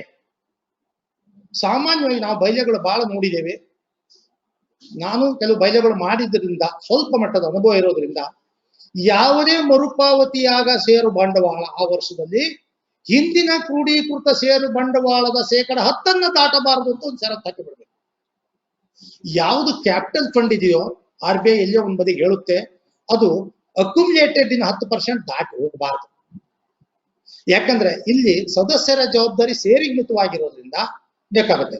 ಮುಂದುವರೆದು ಹೇಳ್ಬಿಡ್ತೇನೆ. ಇನ್ನೊಂದು, ಮ್ಯಾಚಿಂಗ್ ಶೇರ್ ಬಗ್ಗೆ ಗಮನ ಹರಿಸಿದಂತೆ ಕಂಡು ಬರುತ್ತಿಲ್ಲ. ಈಗ ನಾ ಕ್ಷೇತ್ರ ಸಿಬ್ಬಂದಿಗಳನ್ನು ಉದ್ದೇಶ ಇಟ್ಕೊಂಡು ಹೇಳೋದಾದ್ರೆ, 30 ಕೋಟಿ ಲೋನ್ ಔಟ್ಸ್ಟ್ಯಾಂಡಿಂಗ್ ಇದ್ದಾಗ ಸಾಮಾನ್ಯವಾಗಿ 10% ಶೇರ್ ಅನ್ಸೆಕ್ಯೂರ್ಡ್ ಲೋನಿಗೆ ತಗೋಬೇಕು. ಬೈಲಾದಲ್ಲಿ ಮಾಡ್ಕೋಬೇಕು. ಕೆಲವರು ಮಾಡ್ಕೊಂಡಿದ್ದಾರೆ, ನಾವು ಮಾಡಿದ್ದೇವೆ. ಕೆಲವು ಸೆಕ್ಯೂರ್ಡ್ ಲೋನಿಗೆ 5 ತಗೋಬೇಕು. ಹಾಗಿದ್ದಾಗ ಸರಾಸರಿ ಒಂದು 8% ಹಿಡಿದ್ರು ಸಹ ಎಷ್ಟಾಗ್ಬೇಕು ಶೇರು? ಮ್ಯಾಚಿಂಗ್ ಶೇರ್ ತಗೊಳ್ತಾ ಇಲ್ಲ. ಮ್ಯಾಚಿಂಗ್ ಶೇರ್ ತಗೊಳ್ಳದಿದ್ರೆ ಈಗ ನಿಮ್ಮದು ರನ್ ಆಗಬಹುದು. ಅರ್ಬನ್ ಬ್ಯಾಂಕ್ಗಳಿಗೆ ಬಂದ ರೀತಿಯಲ್ಲಿ, ಯಾವುದೇ ಬ್ಯಾಂಕ್ಗಳಿಗೆ ಬಂದ ರೀತಿಯಲ್ಲಿ CRAR ಏನಾರು ನಿಮಗೆ ಅಪ್ಲೈ ಆದರೆ ನೆಗೆಟಿವ್ CRAR ಬರೋ ಸಾಧ್ಯತೆ ಇರುತ್ತೆ. ಕ್ಯಾಪಿಟಲ್ ಫಂಡ್ ರೈಸ್ ಆಗೋದಿಲ್ಲ. ಕ್ಯಾಪಿಟಲ್ ಫಂಡ್ ರೈಸ್ ಆಗಬೇಕು ಅನ್ನೋದಾದ್ರೆ ನೆಕ್ಸ್ಟ್ CRAR ಬಗ್ಗೆ ಒಂದು ಪದ ಹೇಳುವಾಗ ಹೇಳ್ತೇನೆ, ಅದ್ರ ಬಗ್ಗೆ ಹೆಚ್ಚು ಕೊಡೋದಿಲ್ಲ ಇವತ್ತು ನಾನು. CRAR ಬೇಕು ಅನ್ನೋದಾದ್ರೆ ಅರ್ಬನ್ ಬ್ಯಾಂಕ್ ಇದಾರೆ ಅನ್ನೋ ಉದ್ದೇಶ ಇಟ್ಟುಕೊಂಡು ಹೇಳ್ತೀನಿ. ಸೇರ್ ಎಲ್ಲಿ ಕಡಿಮೆ ಇರುತ್ತೋ ಅಲ್ಲಿ CRAR ಕೆಳಗೆ ಬರುತ್ತೆ. CRAR ಯಾವಾಗಲೂ ಅಡಿಕೆ ಮರದ ತುದಿಯಲ್ಲಿ ಇರಬೇಕು. NPI ಯಾವಾಗಲೂ CRAR ಯಾವಾಗಲೂ ತೆಂಗಿನ ಮರದ ತುದಿಯಲ್ಲಿ ಇರಬೇಕು. NPA ಯಾವಾಗಲೂ ಅಡಿಕೆ ಮರದ ಬುಡದಾಗಿರ್ಬೇಕು. ತೆಂಗಿನ ಮರ ಬೆಳಿಬೇಕು ಅನ್ನೋದಾದ್ರೆ ಅದನ್ನ ಹಸು ಮಾಡಬೇಕು ತುದಿನ, ಅಡಿಕೆ ಬೆಳಿಬೇಕು ಅಂದ್ರೆ ಬುಡ ಕೊಚ್ಚಬೇಕು. ಹಂಗಾರೆ CRAR ಬರ್ಬೇಕಾದ್ರೆ ಏನ್ ಮಾಡ್ಬೇಕು? ಶೇರ್ ಕ್ಯಾಪಿಟಲ್ ಹೆಚ್ಚಾಗಬೇಕು, ಓನ್ ಫಂಡ್ ಹೆಚ್ಚಾಗಬೇಕು, ಲಾಭ ಹೆಚ್ಚಾಗಬೇಕು, ಫಂಡ್ ಕ್ರಿಯೇಷನ್ ಆಗ್ಬೇಕು. NPA ಆಗೋದಾರೆ ನೆಕ್ಸ್ಟ್ ಬಂದಾಗ ಹೇಳ್ತೀನಿ, ರಿಕವರಿ ಆಗ್ಬೇಕು, ಫ್ರೂಟ್ಫುಲ್ ಅಡ್ವಾನ್ಸ್ ಇರಬೇಕು, ಸೆಕ್ಯೂರ್ಡ್ ಅಡ್ವಾನ್ಸ್ ಇರಬೇಕು. ಆಗ NPA ಕೆಳಗಿರುತ್ತೆ, CRAR ಮೇಲೆ ಅಡಿಕೆ ಮರ ತೆಂಗಿನ ಮರ ತುದಿಯಲ್ಲಿ ಇರುತ್ತೆ. ಸೋಸಿದಾಗ ಮುಂದಿನ ವರ್ಷ ಎಲ್ಲ ನುಸಿರು ಹೋಗೋ ಕಾಯಿ ಹೆಂಗ್ ಬಿಡುತ್ತೋ ಹಾಗೆ CRAR ಅಟ್ಲೀಸ್ಟ್ 9 ಇರಬೇಕು ಅಂತ ಅರ್ಬನ್ ಬ್ಯಾಂಕ್ ಗೊತ್ತಿರೋ ವಿಚಾರ. CRAR 9 ಇರಬೇಕು. NPA 5ಕ್ಕಿಂತ ಹೆಚ್ಚಾಗಬಾರ್ದು. ಇವು ಒಳ್ಳೆ ಲಕ್ಷಣ ಅಲ್ಲ. ಹಿಂದೆಲ್ಲ ಕೇಳೋರು ಎಷ್ಟು ಲಾಭ ಮಾಡಿದಿ ಅಂತ. ಎಷ್ಟು ಲಾಭ ಮಾಡಿದೆ ಅಂತ ಕೇಳಿದಾಗ ಅವ್ರು ಆಗ ಅದರ ವ್ಯಕ್ತಿತ್ವ ಕಂಡು ಹಿಡಿತಿದ್ವಿ ನಾವು. ಈಗ ಹಾಗಿಲ್ಲ. ನಿಮ್ಮ CRAR ಎಷ್ಟಿದೆ, ನಿಮ್ಮ NP ಎಷ್ಟಿದೆ. ಮುಂದುವರೆದು ಈ ಕ್ರೆಡಿಟ್ ಸೊಸೈಟಿಗೆ ಬರ್ತೀನಿ. ನಾನು ಅನುಭವ ಪಟ್ಟ ಹಾಗೆ ನಮ್ಮ ಸೂಪರ್ವೈಸರ್ ಹೋಗ್ತಾರೆ, ನಮ್ಮ ಕ್ಷೇತ್ರ ಸಿಬ್ಬಂದಿ ಹೋದಕ್ಕೆ ಫಸ್ಟ್ ಬ್ಯಾಲೆನ್ಸ್ ಶೀಟ್ ಕೊಟ್ಬಿಡ್ತಾರೆ ಅವರಿಗೆ. ನೋಡ್ಬೇಕು ಲೋನ್ ಔಟ್ಸ್ಟ್ಯಾಂಡಿಂಗ್ ಎಷ್ಟಿದೆ, ಸೇರ್ ಎಷ್ಟಿದೆ, ಎಲ್ಲರೂ ಹತ್ತಿರದಲ್ಲಿ ಮ್ಯಾಚಿಂಗ್ ಆಗ್ತಾ ಇದೆಯಾ ಹೇಗೆ. ಆಗದೆ ಇದ್ರೆ ಬೈಲಾದಲ್ಲಿ ಇನ್ಕಾರ್ಪೊರೇಟ್ ಮಾಡ್ಕೊಂಡ್ರೆ ಶೇರ್ ಕ್ಯಾಪಿಟಲ್ ಅನ್ನ ಯಾವ್ದು ಸ್ವಂತ ಬಂಡವಾಳ ಅಂತ ಕರಿತಿರೋ, ಯಾವ್ದು ರಿಸ್ಕ್ ಅನ್ನು ಕವರ್ ಮಾಡೋ ಶಕ್ತಿ ಇರುತ್ತೋ ಲಾಸ್ ಅನ್ನ ಅದನ್ನ ಹೆಚ್ಚು ಮಾಡಿಕೊಡ್ರಿ ಅಂತ ನೀವು ಗೈಡ್ ಮಾಡ್ಬೇಕಾಗುತ್ತೆ. ಎರಡನೇದು ಬಂದ್ರೆ ಈ ಷೇರು ಯಾವಾಗಲೂ ಮಿತವಾಗಿ ಪಾವತಿ ಆಗೋದ್ರಿಂದ ನಮ್ಮಲ್ಲಿ ರಿಟೈನ್ ಆಗುತ್ತೆ. ಈ ವರ್ಷ ನೋಡಿ RBI ಒಂದು ಸರ್ಕಾರ ಇಶ್ಯೂ ಮಾಡ್ತು. ಯಾವುದೇ ಅರ್ಬನ್ ಬ್ಯಾಂಕ್ಗಳು, ಯಾವುದೇ ಬ್ಯಾಂಕ್ಗಳು ಕೋವಿಡ್ ಕಾರಣದಿಂದ ಹಣವನ್ನ ನಿಧಿಗಳು ಸಸ್ಟೈನ್ ಆಗ್ಬೇಕು ದೃಷ್ಟಿಯಿಂದ ಡಿವಿಡೆಂಡ್ ಅನ್ನ ಕೊಡಬೇಡಿ, ರಿಟೈನ್ ಮಾಡಿ. ನಾವು 39ರ ಆರ್ಥಿಕ ಸ್ಥಿತಿಯನ್ನ ಪರಿಶೀಲನೆ ಮಾಡಿ ನಿಮಗೆ ಗೈಡ್ ಮಾಡ್ತೇವೆ, ತದನಂತರ ಪರಿಶೀಲನೆ ಮಾಡುವಂತ ಅಂದಡಿಗೆ ಬಹಳಷ್ಟು ಬ್ಯಾಂಕುಗಳು ಈ ವರ್ಷ ಡಿವಿಡೆಂಡ್ ಅನ್ನ ಕೊಟ್ಟಿಲ್ಲ. ಹಾಗಂತ ತೆಗೆದಿಟ್ಕೊಂಡಿದ್ದಾರೆ. ಅಷ್ಟು ದುಡ್ಡು ಸಂಸ್ಥೆಯಲ್ಲಿ ಕೋವಿಡ್ ಕಾರಣದಿಂದ ಉಳಿತು. ಡಿವಿಡೆಂಡ್ ಕೊಡುವಾಗಲೂ ಇದೆ. ಬಹಳಷ್ಟು ಜನ 31/3/2020 ಬ್ಯಾಲೆನ್ಸ್ ಕೊಡ್ತಾರೆ. ಇಲ್ಲ, dividend it is interest calculation, nothing but ಅವನ ಷೇರು ಆ ವರ್ಷದಲ್ಲಿ ಎಷ್ಟು ದುಡ್ಡು ದುಡಿದಿದೆಯೋ ಅದ್ರ ಪ್ರಕಾರ ಕೊಡಬೇಕು. ಅದನ್ನ ಸೌಹಾರ್ದ ಫೆಡರೇಷನ್ನಿನ ಸುತ್ತೋಲೆ 1/1/2021 ಇಶ್ಯೂ ಮಾಡಿದ್ರಾಗ ನಾನು ನೋಡಿದ್ದೇನೆ. ಉತ್ತಮವಾದ ಬೆಳವಣಿಗೆ ಹೇಳಿದ್ದಾರೆ. ಹೀಗೆ ಕೊಡಿ, ಹೀಗೆ ಘೋಷಣೆ ಮಾಡಿದ್ದನ್ನ ಹೀಗೆ ಹಂಚಿ. ಆದ್ರೆ ಡಿವಿಡೆಂಡ್ ಕೊಟ್ಟಟ್ಟಿಗೆನೆ ಅಪ್ರಾಪ್ರೇಷನ್ ಮಾಡಿ 30 ಎಜುಕೇಶನ್ ಫಂಡ್ ಕೊಡ್ತಾರೆ ಅನ್ನೋದನ್ನು ಅಬ್ಸರ್ವ್ ಮಾಡ್ಬೇಕು. ಅದು ಕಾಯ್ದೆ ವಿರುದ್ಧ ಆಗುತ್ತೆ. ಅವುಗಳನ್ನೆಲ್ಲ ತಿಳಿ ಹೇಳಿ ಷೇರಿನ ಬಗ್ಗೆ ಮುಂದೆ ಬರೋಣ. ಈಗ ಹೀಗಿದ್ದಾಗ ನೆಕ್ಸ್ಟ್ ಬಾರಿಂಗ್ಸ್ ಅಂತ ಈಗ ಏನ್ ಬಂತು, ನೆಕ್ಸ್ಟ್ ಬಂತು ನಿಧಿಗಳು. 10(2)16 ಕೆಳಗೆ ಅಪ್ರಾಪ್ರಿಯೇಷನ್ ಆಫ್ ಪ್ರಾಫಿಟ್ ಬಗ್ಗೆ ಹೇಳಿದ್ದಾರೆ. ನಿಮ್ದು 10ನೇ ಸೆಕ್ಷನ್ ಕೆಳಗೆ ಏನು, ಹಳೆ ಸಹಕಾರಿ ಕಾಯ್ದೆ ಆದ್ರೆ ಅವ್ರು ಹೇಳ್ತಾರೆ not less than the 25% of reserve fund to be provided. 25ಕ್ಕೆ ಕಡಿಮೆ ಇಲ್ಲದಂತೆ. ಆಗ ಕೆಲವು ಸಂಸ್ಥೆಯವರು ಆರ್ಥಿಕವಾಗಿ ಸದೃಢ ಆಗ್ಬೇಕು, ಡಿವಿಡೆಂಡ್ ಹಂಚೋದು ಬ್ಯಾಡಿ ವರ್ಷ ಅನ್ನೋದಾರೆ ಟೋಟಲ್ ಅಮೌಂಟ್ ಅನ್ನು ಸಹ ರಿಸರ್ವ್ ಫಂಡ್ ಟ್ರಾನ್ಸ್ಫರ್ ಮಾಡಿದ್ದಾರೆ ಅನ್ನೋದು ನಾವು ಗಮನಿಸ್ತೀವಿ. ಆದ್ರೆ ನಮ್ಮ ಆಕ್ಟ್ ನಲ್ಲಿ ಈ ಸೌಹಾರ್ದ ಈಗ ಈ ಆಕ್ಟ್ ನಲ್ಲಿ 25% ಕಡ್ಡಾಯವಾಗಿ ತೆಗೆದಿರ್ಬೇಕು. 1 ಲಕ್ಷ ಲಾಭ ಇದ್ರೆ 25,000 ತೆಗಿಬೇಕು. ಅನಿರೀಕ್ಷಿತ ನಷ್ಟ ಭರಿಸುವ ನಿಧಿಗೆ 20% ತೆಗಿಬೇಕು. ಸಾಮಾನ್ಯ ಕ್ಷೇಮ ನಿಧಿಗೆ 5% ತೆಗಿಬೇಕು. ಅಲ್ಲಿಗೆ 50% ಪ್ರಾಫಿಟ್ 50,000 ರೂಪಾಯಿ ನಿಧಿಗೆ ಹೋಗ್ಬೇಕು. ಮುಂದುವರೆದು ನಿಮ್ಮ ಉಪವಿಧಿಗಳಲ್ಲಿ 10 ಬಾರ್ 2 ಬಾರ್ 16 ಬಾರ್ ಈದಲ್ಲಿ ಹೇಳ್ತಾರೆ, ಉಪವಿಧಿಗಳಲ್ಲಿ ನಿರ್ದಿಷ್ಟಪಡಿಸಬಹುದಾದಂತ ನಿಧಿಗಳ ರಚನೆ ಮಾಡುವುದಿದ್ದರೆ ಅದು ಉಪವಿಧಿಯಲ್ಲಿ ಇರಬೇಕು. ದಯಮಾಡಿ ಹೇಳ್ತೇನೆ, ಬಹಳಷ್ಟು ಕಡೆಗೆ ಇದಲ್ಲದ ನಿಧಿಗಳನ್ನು ತೆಗೆದಿದ್ದಾರೆ ಲಾಭವನ್ನು ತಗ್ಗಿಸುವ ದೃಷ್ಟಿಯಿಂದ. ತಪ್ಪು. ನಿಮ್ಮ ಬೈಲ ಪರ್ಮಿಟ್ ಮಾಡಿ, ನಿಮ್ಮ ಸಂವಿಧಾನ ಪರ್ಮಿಟ್ ಮಾಡಿದ್ಯಾ, ನಿಮ್ಮ ಅಂಗರಚನೆ ಪರ್ಮಿಟ್ ಮಾಡಿದ್ಯಾ, ಸದಸ್ಯರ ನಿಮ್ಮ ಮಾಡಿ ಒಂದು ಒಪ್ಪಂದ ಮಾಡಿಕೊಂಡು ಸಂಸ್ಥೆ ನಡೆಸ್ತಾ ಇದ್ದೇವಲ್ಲ ನಾವು, ಅದು ಪರ್ಮಿಟ್ ಮಾಡಿದ್ಯಾ? ಹಾಗಿದ್ರೆ ತೆಗಿ.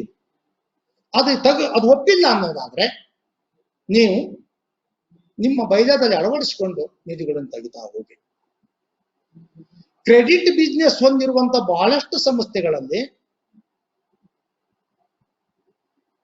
ಬಿಫೋರ್ ಪ್ರಾಫಿಟ್ ಈಗ ಬಂದಿದೆ. NPA ಪ್ರಾವಿಷನ್ ಬಗ್ಗೆ ಬಹಳಷ್ಟು ಬೈಲಾಗಳಲ್ಲಿಲ್ಲ, ನಾನು ನೋಡಿದ್ದೇನೆ. NPA provision it is nothing but A depreciation provision. ಅದು ಸೌಕಳಿ, ಅದು ಬಿಟ್ಟು ಬೇರೆ ಏನೂ ಇಲ್ಲ. ನಮಗೆ ಚರಾಸ್ತಿರಾಸ್ತಿ ತೆಗಿಯಕ್ಕೆ ಬರುತ್ತೆ, ಸಾಲಕ್ಕೆ ತೆಗಿಯೋದು ಬೇಡ, ಅದು ಸೌಕಳಿ ಆಗುತ್ತಲ್ಲ. ಅದು ಅಲ್ಲಿ NPA ಬಂದು ಹೇಳ್ತೇನೆ. ಹೀಗಿದ್ದಾಗ ಒಂದು ಕೋಆಪರೇಟಿವ್ ಸೊಸೈಟಿ ಅಂದರೆ ಯುವರ್ಸ್ ಮನಿ ಅವರ್ಸ್ ಬ್ರೈನ್, ನಿಮ್ದು ಹಣ ನಮ್ದು ತಲೆ, ಹಂಗೆ ನಡೆಸ್ಕೊಂಡು ಹೋಗ್ಬೇಕು. ಹಾಗೆ ನಡೆಸ್ಬೇಕಾದ್ರೆ credit appraisal, pre credit appraisal, investment prudency, ಇವುಗಳನ್ನೆಲ್ಲ ಕರಗತ ಮಾಡಿಕೊಳ್ಳುವಂತ ಅಂಶ ಬೇಕಾಗಿರುತ್ತೆ.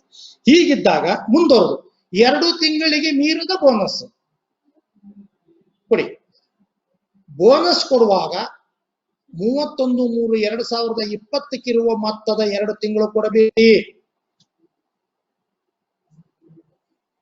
ಯಾವಾಗಲೂ ಬೋನಸ್ ಅನ್ನ ಆ ವರ್ಷದ ಸರಾಸರಿ ವೇತನವನ್ನು ಪರಿಗಣಿಸಿ ಅದರೊಳಗೆ 12 ಸರಾಸರಿ ಟೋಟಲ್ ಮಾಡಿ 12 ಮಾಡಿ ಇಂಟು 2 ಮಂತ್ಸ್ ಕೊಡಬೇಕು. 1 ತಿಂಗಳು ಕೊಡ್ತಿರೋ ಕಡ್ಡಾಯ ಅಲ್ಲ, ನಿಮಗೆ ಯಾಕೆ ತಿಳಿತದೆ ಕೊಡಿ. ಗ್ರಾಚ್ಯುಟಿ ಎಂದು ಮಾತ್ರ ಇದ್ರ ಜೊತೆ ನೆನಪಾದ ಹೇಳ್ಬಿಡ್ತೀನಿ, ರಿಟೈರ್ಡ್ ಆಗುವ ಸಮಯದಲ್ಲಿ ಪಡೆಯುವಂತ ತಿಂಗಳ ಪಗಾರದ ಲೆಕ್ಕಾಚಾರ ಮಾಡಬೇಕು. ಮತ್ತೆ ಆತ ಕಾಯ್ಮ ದಿನಾಂಕದಿಂದ ಕೊಡಬೇಕು. ಅವ್ನು ಎಂದು ಪರ್ಮನೆಂಟ್ ಮಾಡಿದಾರೋ ಅಂದಿನಿಂದ ಗ್ರಾಚ್ಯುಟಿ ಕೊಡಬೇಕು. ಹಂಗಿದ್ಮೇಲೆ ಬೋನಸ್ ಅಂದ್ರೆ ಏನು? ನಮ್ಮ ಭಾಷೆಯಲ್ಲಿ ನೌಕರರು ತಾವು ಕೆಲಸ ಮಾಡುತ್ತಿರುವ ಸಂಸ್ಥೆಯ ಪ್ರಗತಿಯಲ್ಲಿ ಪಾಲು ತೆಗೆದುಕೊಳ್ಳುವುದು ಎಂದು ಅರ್ಥ. ಬೋನಸ್ ಎಂದರೆ ನೌಕರರು ತಾವು ಕೆಲಸ ಮಾಡುತ್ತಿರುವ ಸಂಸ್ಥೆಯ ಪ್ರಗತಿಯಲ್ಲಿ ಪದ ನೋಡಿ ಪಾಲು ತೆಗೆದುಕೊಳ್ಳುವುದು ಎಂದು ಅರ್ಥ. ಹೀಗಿದ್ದಾಗ ಈ ಒಂದು ಹಂತದಲ್ಲಿ ಲಾಭ ಗಳಿಸಿದಾಗ ಮಾತ್ರ ಬೋನಸ್ ಬರುತ್ತೆ. 50% ನಮಗೆ ಗೊತ್ತಾಗ್ಬಿಡುತ್ತೆ ಲಾಭ ಎಷ್ಟಿದೆ. ನಾನು ಮೊನ್ನೆ ಒಂದು ಬದಿ ನೋಡಿದೆ, 25% 1 ಲಕ್ಷ ರೂಪಾಯಿ ಇದೆ ಶೇರ್ ಕ್ಯಾಪ್, ಇದು RFD. 20% ಇರಬೇಕಾದ ಅನಿರೀಕ್ಷಿತ ನಿಧಿ 25 ಲಕ್ಷ ಇದೆ. ಅಪ್ರಾಪ್ರಾಷನ್ ಇಂದ ಬಂದದ್ವಲ್ಲ ಎರಡು. 1 ಲಕ್ಷ ರೂಪಾಯಿ ಇದಿದ್ರೆ ಅದು 80,000, 20% ಕಳೆಯೋಣ. ಅಥವಾ ಇದು 25%, ಅದು 20%.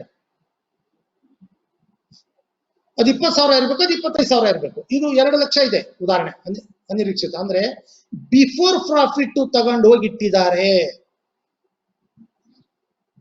ನೋ, ಲಾಭ ಹಂಚುವ ಪೂರ್ವದಲ್ಲಿ ನೀವು ನಿಮ್ಮ ಬೈಲದಲ್ಲಿ ಸೂಚಿಸಿದ ನಿಧಿಗಳನ್ನ ಬಿಫೋರ್ ಪ್ರಾಫಿಟ್ ಒಯ್ಯಬೇಡಿ. ಆದ್ರಿಂದ ಬಹಳಷ್ಟು ಕಡೆ ನೋಡಿದೆ ನಾನು, 10ಕ್ಕೆ ಮೀರದಂತೆ ಕಟ್ಟಡ ನಿಧಿ ಅಂತ ಕೆಳಗಡೆ ಹೇಳ್ಕೊಂಡಿದ್ದಾರೆ. ಕಟ್ಟಡ ನಿಧಿ ಕೋಟಿ ದಾಟಿ ಹೋಗ್ಬಿಟ್ಟಿದೆ. ಯಾಕಪ್ಪ ಹೀಗೆ ಅಂದ್ರೆ, ಇಲ್ಲ ಸರ್ ಈ ವರ್ಷ ಬಿಲ್ಡಿಂಗ್ ಕಟ್ಟಬೇಕು ಅಂತ ಮಾಡೀವಿ. ಎಲ್ಲಿಂದ ತಂದ್ರಿ? ಬಿಫೋರ್ ಪ್ರಾಫಿಟ್ ಬುಕ್ ಮಾಡ್ಕೆ ಬಂದ್ವಿ. ಬಟ್ ಇನ್ಕಮ್ ಟ್ಯಾಕ್ಸ್ ಏನ್ ಹೇಳುತ್ತೆ? ಆಡ್ಬೇಕಾಗುತ್ತೆ ಸರ್ ಅಲ್ಲಿ, ಬಟ್ ನಾವು ಮಾಡಿದ್ವಿ. ಯಾವುದು ಬೈಲ ವ್ಯತಿರಿಕ್ತವಾಗಿ ನೀವು ಪ್ರಾವಿಷನ್ ಮಾಡಿ ಎಸ್ಸೆನ್ಸ್ಕೊಂಡ್ರು ಸಹ ಇನ್ಕಮ್ ಕ್ಯಾಲ್ಕುಲೇಷನ್ ನಲ್ಲಿ ಆಡ್ಬೇಕಾಗುತ್ತೆ. ಆದ್ರಿಂದ ನೀವೇ ಮಾಡಿಕೊಂಡ ಸಂವಿಧಾನವನ್ನ ನೀವು ಮುರಿಯೋದು ಬೇಡ. First point. 2ನೇ ಪಾಯಿಂಟ್ ಶೇರ್ ಆಯ್ತು. ಈಗ ನಿಧಿಗಳು ಜೇಡರಗಳು ಪತಂಗವಾಗಿ ಪರಿವರ್ತನೆಯಾಗುವುದೇ ನಿಧಿಗಳ ರಚನೆ.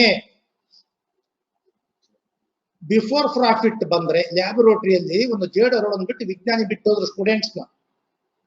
ಒಂದು ಜೇಡರ ಹುಳು ಮೈಯೆಲ್ಲ ಪರ್ಚಿಕೊಂಡು ರಕ್ತ ಮಾಡ್ಕೊಂಡು ಹೊರಗೆ ಬಂದು ಹಾರಿ ಹೋಗ್ಬಿಡ್ತು. ಮತ್ತೊಬ್ಬ ಮೈಲ್ಡ್ ಸ್ಟೂಡೆಂಟ್ ಇದ್ದ, ಅದು ಬರ್ಬೇಕಾದ್ರೆ ರಕ್ತ ಬೀಳೋದು ನೋಡ್ಕೊಂಡು ಅದನ್ನು ಹೊಡೆದು ಬಿಟ್ಟ, ಅದಲ್ಲೇ ಸತ್ತು ಬೀಳ್ತು. ಹಾಗೆ ನಿಧಿಗಳು ಅಪ್ರಾಪರೇಷನ್ ಪ್ರಾಫಿಟ್ ಇಂದ ಬಂದದ್ದು ಗಟ್ಟಿಯಾಗಿ ಉಳಿಯುತ್ತೆ. ಬಿಫೋರ್ ಪ್ರಾಫಿಟ್ ಇಲ್ಲಿವರೆಗೂ ಅವಕಾಶ ಇಲ್ಲ. ನೀವು ಮಾಡ್ಬೇಕಾ? ನಿಮ್ಮ ಸಂವಿಧಾನದ ಮಾಡ್ಕೊಂಡು ಏನು ಮಾಡಿ, ಇಲಾಖೆ ಮಂಜೂರಿನೋ ಫೆಡರೇಷನ್ ಮಂಜೂರಿನೋ ಅದು ಯಾವುದು ಶಾಸನಬದ್ಧ ಪ್ರಾಧಿಕಾರ ಇದೆಯೋ ಅವ್ರ ಅನುಮತಿ ತಗೊಂಡು ನೀವು ಮಾಡ್ಬೇಕು. ಆದ್ರಿಂದ ಅಲ್ಲಿ ಏನು ಹೇಳಿದಾರೋ, ಮೊನ್ನೆ ಒಂದು ಬದಿಗೆ ನೋಡಿದೆ, 30 ಕೋಟಿ ಡಿಪಾಸಿಟ್ ಇದೆ. ಎಷ್ಟು ಇರ್ಬೇಕ್ರಿ? 8-10 ಕೋಟಿ ಇರಕ್ ಸಾಧ್ಯತೆ ಉಂಟಾ ಇಂಟ್ರೆಸ್ಟ್ ಪ್ರಾವಿಷನ್? ನೋ. ಅದಕ್ಕೊಂದು ರೇಷ್ ಇದೆ. CC ಆದ್ರೆ ಇಷ್ಟು, ಕ್ಯಾಸ್ಟ್ ಸರ್ಟಿಫಿಕೇಟ್ ಆದ್ರೆ 3-4 ವರ್ಷ ಆದ್ರೆ ಒಂದು 20% ಬರುತ್ತೆ. FD ಆದ್ರೆ 3-4 ವರ್ಷ ಆದ್ರೂ ಸಹ 7-8% ಬರುತ್ತೆ. ಯಾಕೆ ಗೊತ್ತಾ? ಅದಕ್ಕೇನು ಹೆಚ್ಚಿನ ಬಡ್ಡಿ ದರ ಇರೋದಿಲ್ಲ. ಏನು ಹೋದ್ರೂ 20 ದಾಟಿ ಹೋಗೋದಿಲ್ಲ. ಇದು ಬರುತ್ತೆ. ಅಂದ್ರೆ ಅದರ ಅರ್ಥ ಆ ಸಂಸ್ಥೆ ಏನ್ ಮಾಡಿರ್ಬೋದು ಅಂದ್ರೆ 31/3ಕ್ಕೆ ಅವ್ರದ್ದು ಸುಸ್ತಿ ಇಲ್ಲ ಅಂತ ತೋರಿಸಿರ್ಬೋದು. ಆಡಿಟ್ ರಿಪೋರ್ಟ್ ನೋಡಿದ್ರೆ ಇಲ್ಲಿ ಕುತ್ಕೊಂಡು ನಾವು ಹೇಳೋದ್ರ ಬ್ಯಾಲೆನ್ಸ್ ಇರೋಲ್ಲ. ಯಾಕಂದ್ರೆ 31/3ಕ್ಕೆ ಕ್ಯಾಪಿಟಲೈಸೇಷನ್ ಮಾಡಿದ್ರು ಸಾಧ್ಯತೆ ಉಂಟಿಲ್ಲ, ಅವ್ರ ಅಷ್ಟು ಪ್ರಾಫಿಟ್ ಬರ್ಲಿಕ್ಕೆ ಸಾಧ್ಯತೆ ಇಲ್ಲ. ಅದು ಯಾವಾಗ ಬರ್ತಿತ್ತು? ಆಡಿಟ್ ರಿಪೋರ್ಟ್ ಅಲ್ಲಿ cost of deposit, cost of fund, yield on loan, yield on asset ಇದ್ರೆ ಮಾತ್ರ ಗೊತ್ತಾಗ್ಬಿಡ್ತಿತ್ತು. ಎಲ್ಲೋ ತಪ್ಪಿದ್ದೇವೆ, ಪ್ರಾವಿಷನ್ ತಪ್ಪಿದೆವೋ, ಪ್ರಾವಿಷನ್ ಎಕ್ಸೆಸ್ ಆಗಿದೆಯೋ ಗೊತ್ತಾಗ್ತಿತ್ತು. ಆದ್ರಿಂದ ನಮ್ಮ ಕ್ಷೇತ್ರ ಸಿಬ್ಬಂದಿ ಹೋದವರು ಎಷ್ಟು ಪರ್ಸೆಂಟ್ ಇರಬೇಕು ಖಾತೆ ನೋಡ್ಬಿಟ್ರೆ ಗೊತ್ತಾಗ್ಬಿಡುತ್ತೆ ಇಂಟ್ರೆಸ್ಟ್ ಪ್ರಾವಿಷನ್ ಎಷ್ಟು ಬೇಕು. ಆದ್ರೆ ಪ್ರಾವಿಷನ್ ಹೆಚ್ಚಿರೋ ಒಂದ್ 2-3 ಇರ್ಬೋದೇ ಹೊರತು ಪ್ರಾವಿಷನ್ ಕಡಿಮೆ ಇರೋವೇ ಹೆಚ್ಚು. ಒಂದು ಬ್ಲಾಕ್ ಏರಿಯಾ ಇದೆ ಕೋಆಪರೇಟಿವ್ ಸೊಸೈಟಿಗೆ, ಒಂದು ಸಮುದ್ರ ತಡದಲ್ಲಿ ಬದುಕ್ತಂಗೆ ಒಂದ್ 2 ಕ್ಷೇತ್ರ ಇದೆ. ಒಂದು ಪಿಗ್ಮಿ, ಇನ್ನೊಂದು ಇಂಟ್ರೆಸ್ಟ್ ಪ್ರಾವಿಷನ್. ಅದಕ್ಕಾಗಿ ನಾವು ಪಿಗ್ಮಿಯನ್ನ ಶುಗರ್ ಕ್ವೇಟೆಡ್ ಕ್ವಿನೈನ್ ಅಂತ ಕರಿತೇವೆ, ಸಕ್ಕರೆ ಮಿಶ್ರಿತ ಗುಳಿಗೆ. ಅದರಕ್ಕೆ ಸಿಹಿ, ಉದರಕ್ಕೆ ಕಹಿ. ಬಾಯಿಗೆ ಪೇಪರ್ಮೆಂಟ್ ಸಿಹಿ ಇರುತ್ತೆ, ಆದ್ರೆ ಸಕ್ಕರೆ ಕೈ ಗುಣ ಒಳಗೆ ಹೋದ್ ಮತ್ತೆ ತೋರಿಸ್ಲೇಬೇಕಲ್ಲ. ಫಸ್ಟ್ ಯಾವುದೇ ಕ್ರೆಡಿಟ್ ಸೊಸೈಟಿಗೆ ಲೋಪದೋಷ ಕಂಡು ಬರೋದು ಪಿಗ್ಮಿಯಲ್ಲಿ. Then onwards provision of interest. ಯಾಕೆ ಪ್ರಾವಿಷನ್ ಆಫ್ ಇಂಟ್ರೆಸ್ಟ್ ಅನ್ನ 31/3 ಮಾಡಿ ಲಾಸ್ಟ್ ಇಯರ್ ಇದ್ದದ್ದು ಮೈನಸ್ ಮಾಡಿ ಮೊನ್ನೆ ಒಂದು ಸೊಸೈಟಿಗೆ ಯಾವ್ದೋ ಭೇಟಿ ಕೊಟ್ಟಾಗ ತೋರಿಸ್ತದೆ, ಸರ್ ಈ ವರ್ಷದ ಮಾಡೇವು ಸರ್, ಮತ್ತೆ ಹೋದ ವರ್ಷದಪ್ಪ ಸರ್, ಅದರ ಅಕ್ಯುಮಿಲೇಟ್ ಆಗಿ ಬರುತ್ತಪ್ಪ.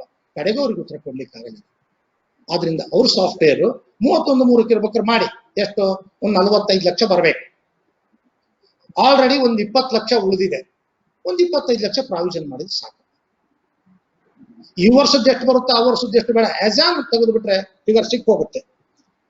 ಆದ್ರಿಂದ ನಿಧಿಗಳನ್ನ ರಚನೆ ಮಾಡುವಾಗ ಆ ನಿಧಿಗಳು ವಿನಿಯೋಗಕ್ಕೆ ಯೋಗ್ಯ ಆಗಿರಬೇಕು.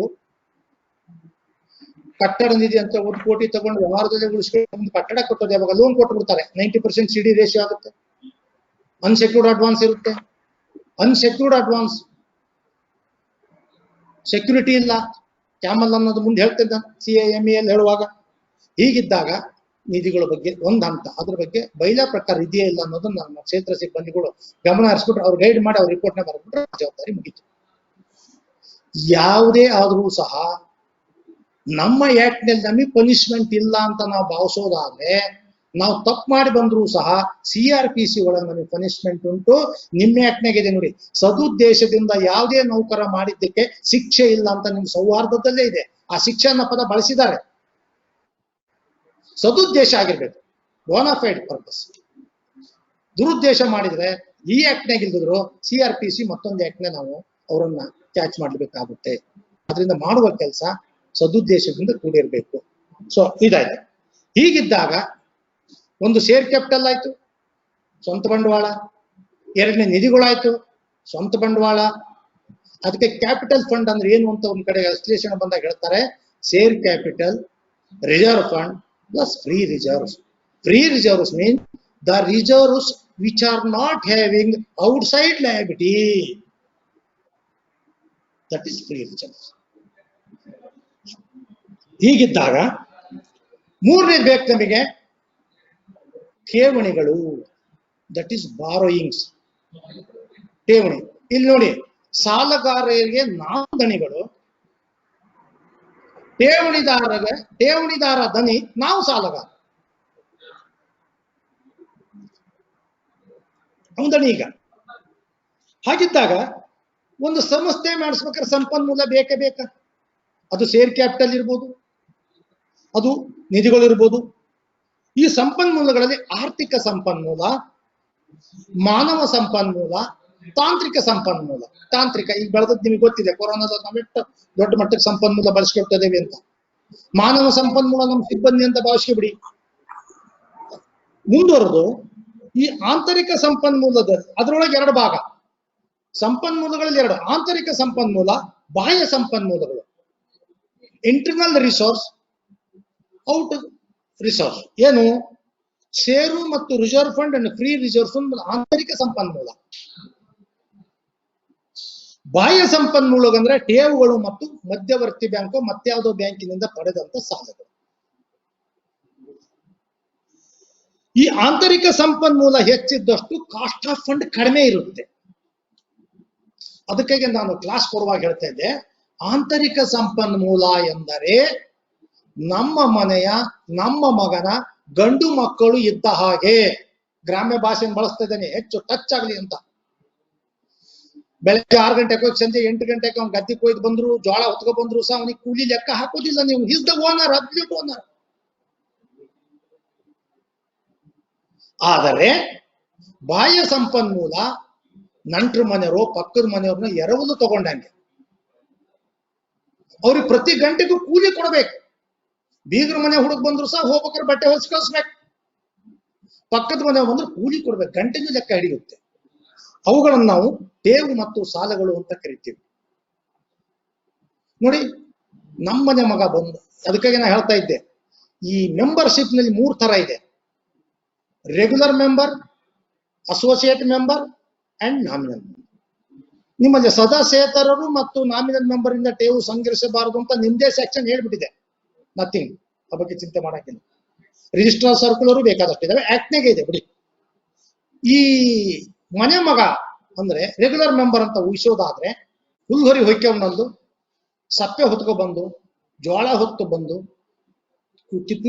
ಒಯ್ದು ಕೊಟ್ಟಿಗೆಗೆ ಹಾಕಿ ಒಲಿ ಮುಂದೆ ಕುತ್ಕೊಂಡು 2 ಹೊಸಲಿ ಕಾಲು ಕೊಟ್ಟು ರೊಟ್ಟಿ ಮೇಲೆ ಅವ್ರು ರೊಟ್ಟಿ ಸುಡುತ್ತಿರ್ತಾಳೆ, ರೊಟ್ಟಿ ಮಡಿಸ್ಕೊಂಡು ಹೆಸರು ಕಾಳು ಪಲ್ಯ ಹಾಕಿ ತಿಂತಾನೆ. Is regular member. Associate member ಅವನು ಇವನಷ್ಟ ಹುಲ್ಲು ಹೊತ್ಕೊಂಡ್ ಬಂದಿದ್ದಾನೆ, 2 ಪೆಂಡಿ ಹೆಚ್ಚ ಹೊತ್ತಿರ್ಬೋದು, ಆದ್ರೆ ಬಂದವನೇ ಕೈಕಾಲ್ ಮುಖ ತೊಳ್ಕೊಂಡವನೇ ಅಡಿಗೆ ಮನೆಗೆ ಹೋಗೋದಿಲ್ಲ, ಅತ್ತೆ ಸುಮ್ಮನಿರೋದಿಲ್ಲ, ಅಥವಾ ಮತ್ತಾರು ಸುಮ್ಮನಿರೋದಿಲ್ಲ, ಮಧ್ಯದ ಕೋಣೆ ಕುತ್ಕೊಂಡು ರೊಟ್ಟಿ ಹೆಚ್ಚು ಕೊಟ್ಟು ತಿಂತಾನೆ.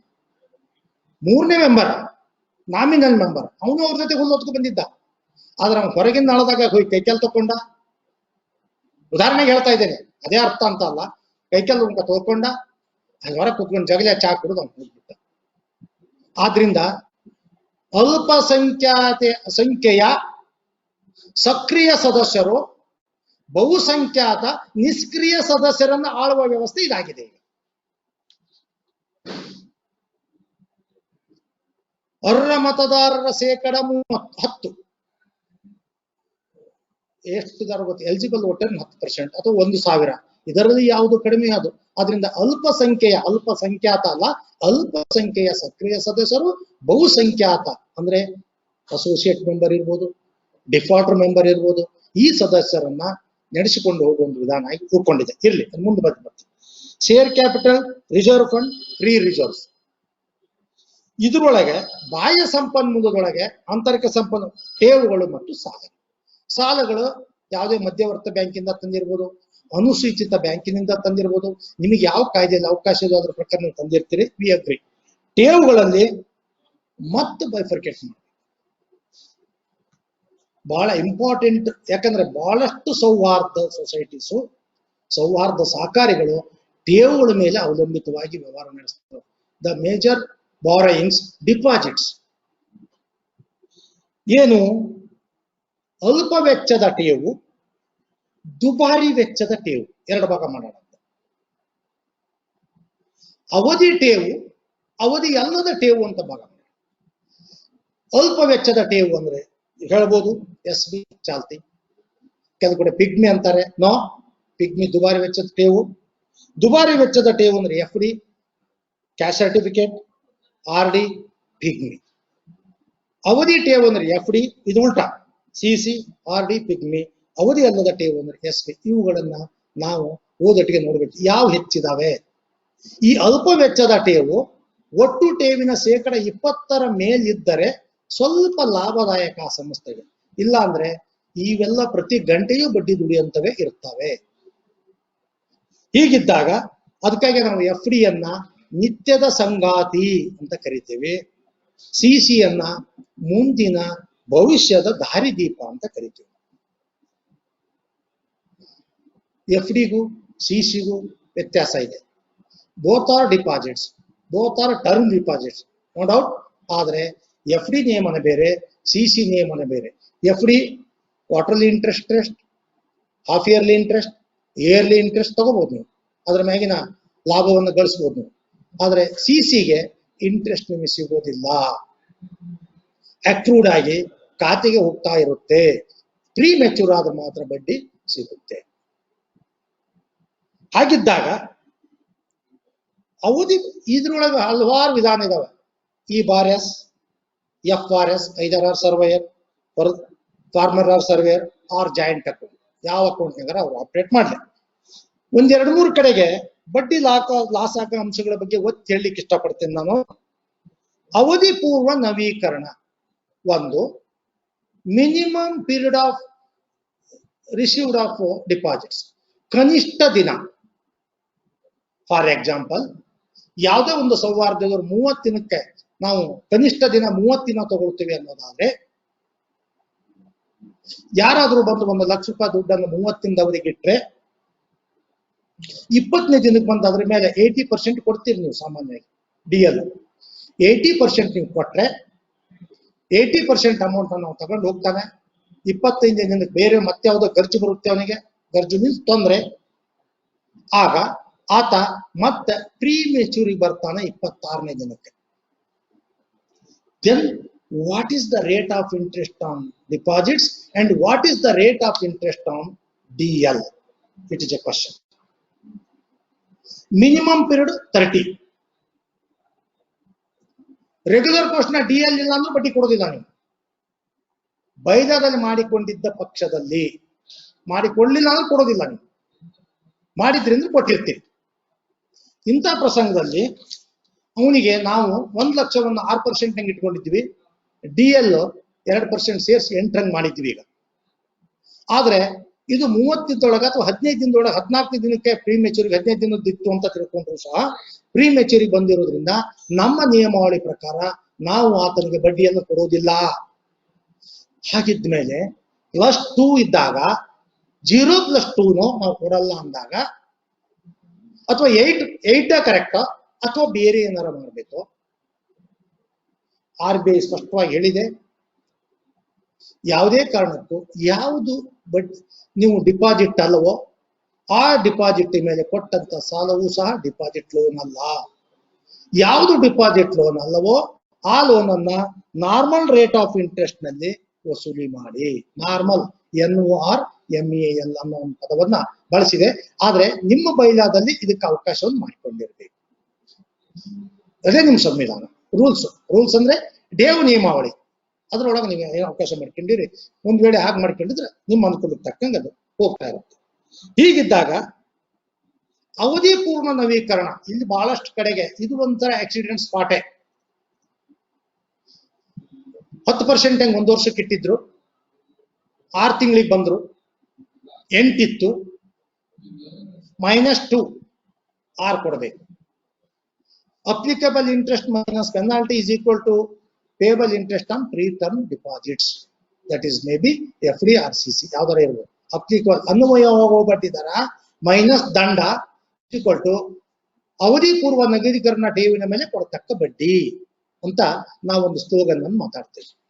ಇಲ್ಲಿ ಆ ಅಪ್ಲಿಕೇಬಲ್ ಅಂದ್ರೆ 8ರಾಗ 2 ಕಳೆಯಂಗಿಲ್ಲ, 6ರಾಗ 2 ಕಳಿಬೇಕು. ಆ ಒಂದು ಸ್ಪಾಟ್ ಅನ್ನು ಸಹ ನೀವು ಚೆಕ್ ಮಾಡ್ಕೊಳ್ರಿ. ಆದ್ರೆ ಡಿಸೀಸ್ಡ್ ಕಸ್ಟಮರ್ ಗೆ ಪೆನಾಲ್ಟಿಯನ್ನು ಹಾಕಬಾರದು, ನಿಮ್ಮ ನಿಯಮಾವಳಿಯಲ್ಲಿ ಮಾಡ್ಕೋಬೇಕು. ದೆನ್ ಆನ್ವರ್ಡ್ಸ್ ರೀಇನ್ವೆಸ್ಟ್ಮೆಂಟ್ ಸ್ಕೀಮ್ ನಲ್ಲಿ ಮರು ವಿನಿಯೋಗದ ಯೋಜನೆ ಅಡಿಯಲ್ಲಿ ದುಡ್ಡು ಯಾರಾದ್ರೂ ಇಟ್ರೆ ಅಲ್ಲಿಯೂ ಸಹ ನೀವು ಪೆನಾಲ್ಟಿಯನ್ನ ಹಾಕಬಾರದು. ಆದ್ರೆ ಆ ಮರು ವಿನಿಯೋಗ ಪ್ರೊವೈಡೆಡ್ ಅದು ಮೂಲ ಕರಾರಿನ ಅವಧಿಗಿರ್ಬೇಕು, ಆ ಕರಾರಿಗಿಂತ ಕಡಿಮೆ ಆಗಂಗಿಲ್ಲ. ಆಗ ಆ ಬೆನಿಫಿಟ್ಸ್ ಅನ್ನ ಆತ ಪೆನಾಲ್ಟಿ ಇದ್ದಂಗೆ ರೀಇನ್ವೆಸ್ಟ್ಮೆಂಟ್ ಮಾಡ್ಕೊಂಡು ಮೆಚೂರ್ ಮಾಡೋದು. ಒಂದು ವೇಳೆ ಆ ರೀಇನ್ವೆಸ್ಟ್ಮೆಂಟ್ ಮಾಡಿದಾಗ ಮತ್ತೆ ಪ್ರೀ ಮೆಚೂರಿಗೆ ಬಂದು ಬೆನಿಫಿಟ್ಸ್ ತಗೊಳಕ್ ಬಂದ ಅಂದ್ರೆ 92-93 ಸರ್ಕ್ಯುಲರ್ RBI ಸ್ಪಷ್ಟವಾಗಿ ಹೇಳಿದೆ, ಅವ ನಮಗೆ ತಪ್ಪು ಮಾಹಿತಿ ಕೊಟ್ಟು ನಮಗೆ ವಂಚನೆ ಮಾಡ್ತಾ ಇದ್ದಾನೆ, ಬೆನಿಫಿಟ್ಸ್ ತಗೊಂಡು ಮತ್ತೆ ದೋಖಾ ಮಾಡ್ತಾ ಇದ್ದಾನೆ.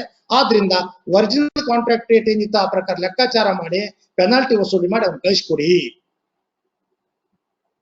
ಮುಂದುವರೆದು ಈ ಬಹಳಷ್ಟು ಕಡೆಗೆ ನಾವು ನೋಡಿದ್ದೇವೆ ಡಿಪಾಸಿಟ್ ಸರ್ಟಿಫಿಕೇಟ್ ಕೊಟ್ಟಾಗ ನನ್ನ ಗಮನಕ್ಕೂ ಬಂದಿದೆ. ಹಿಂದ್ ಬದಿಗೆ ಸ್ಟಾಂಪ್ ಸಿಗ್ನೇಚರ್ ಒಂದು ತಗೋತಾರೆ. ಈ ಸ್ಟಾಂಪ್ ಇಲ್ಲ ಬಿಡಿ, ಅಷ್ಟು ಚೌಕ ಮಾಡಿರ್ತಾರೆ, ಒಂದ್ ಸೈನ್ ತಗೋತಾರೆ. ಡಿಪಾಸಿಟ್ ಅನ್ನ ನಾವು 3-4 ವಿಧಾನದಲ್ಲಿ ಪ್ಲೆಡ್ಜ್ ಮಾಡ್ತೀವಿ ನಿಮಗೆ ಸೊಸೈಟಿಗೆ. ಒಂದು for received cash, for renewal cash, for investment cash, for pledge loan, for guarantee. ಇದ್ರೊಳಗೆ ಯಾವುದಕ್ಕೆ ನಾವು ಮಾಡಿದ್ವಿ? ಆದ್ರಿಂದ RBI ಒಂದ್ ಕಡೆ ಹೇಳುತ್ತೆ, ಯಾವುದೇ ಕಾರಣಕ್ಕೂ ನೆರೇಷನ್ ಅನ್ನು ಹಾಕಿ ರಿಸೀವ್ಡ್ ಪೇಮೆಂಟ್ ಬೈ ಕ್ಯಾಶ್. ದುಡ್ಡು ತಗೋತೀರಾ, ಕ್ಯಾಶ್ ಕೊಡ್ಬೇಕು ಅಂದ್ರೆ ಕ್ಯಾಶ್ ಅಲ್ಲ, 269D ಪ್ರಕಾರ ಹೆಂಗ್ ಕೊಡ್ಬೇಕು ಅಂತ ಕೊಡ್ತಾರೆ. Mode of payment of term deposits and loan under 269T of income tax act.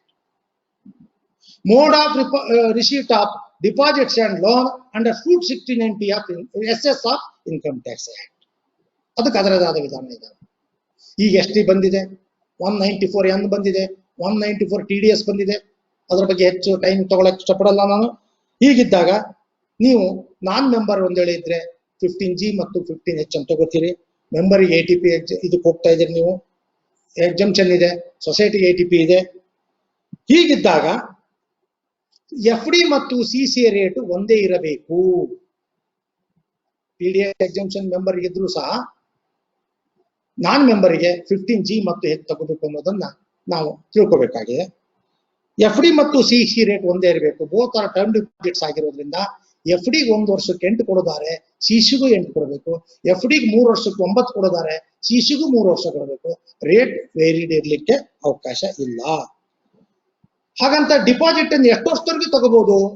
For A period of 10 years, not exceeding 10.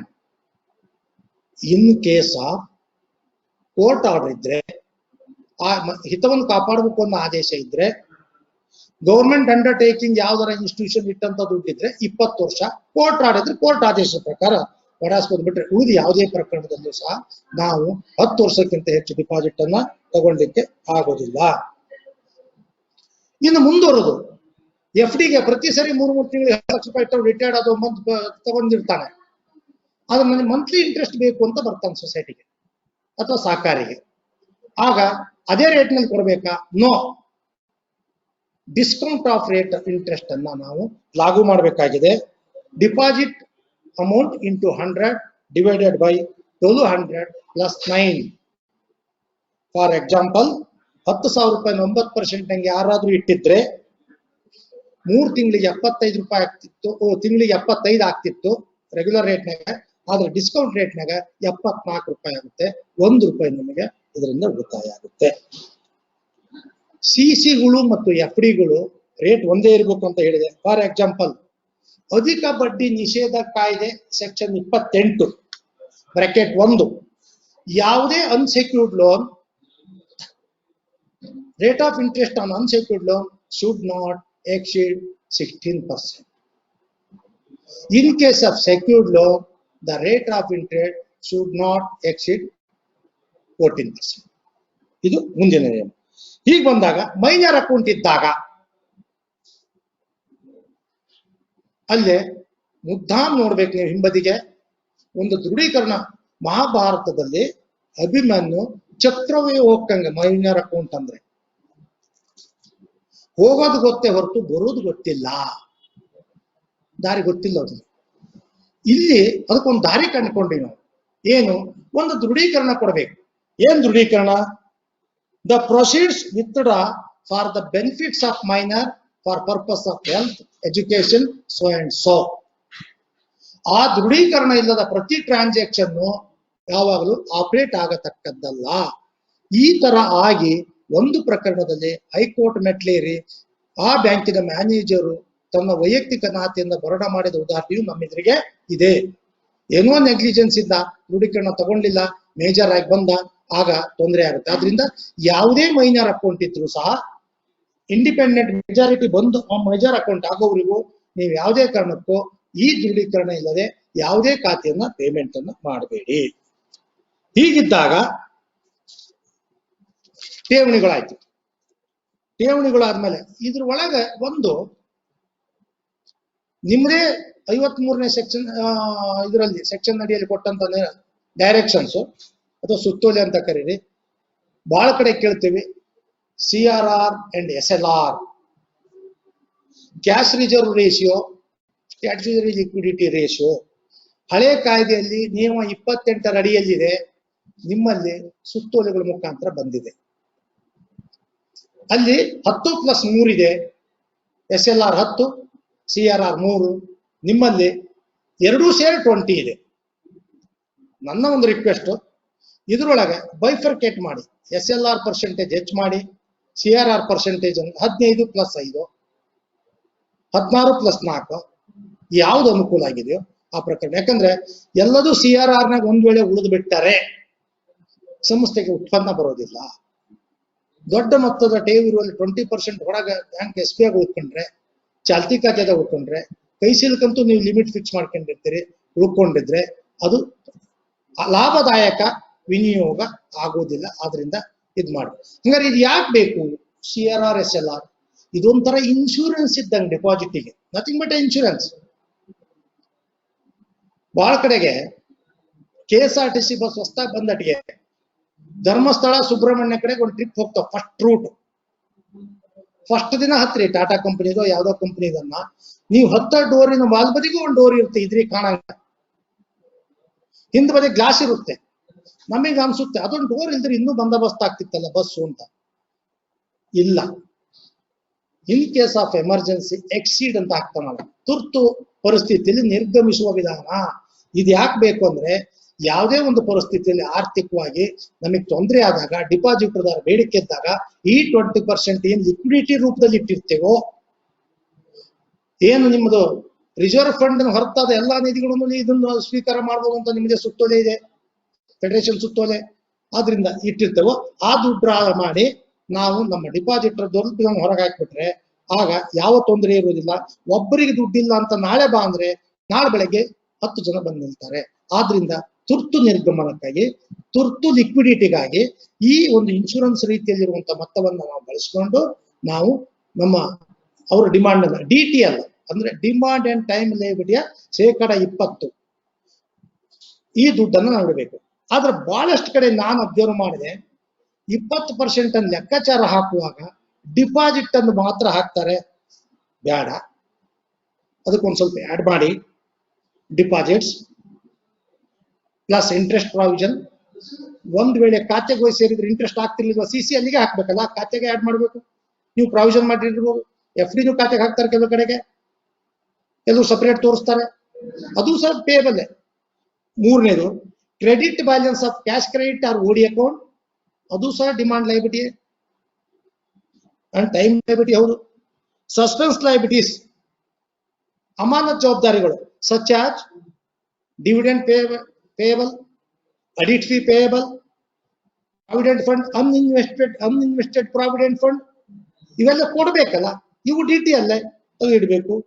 Minus ಇರೋ ನಮ್ಮ ಕಡೆಗಿರೋ ದುಡ್ಡು ಸ್ವಲ್ಪ ಇದೆ, ಏನು lien to deposit of loan account.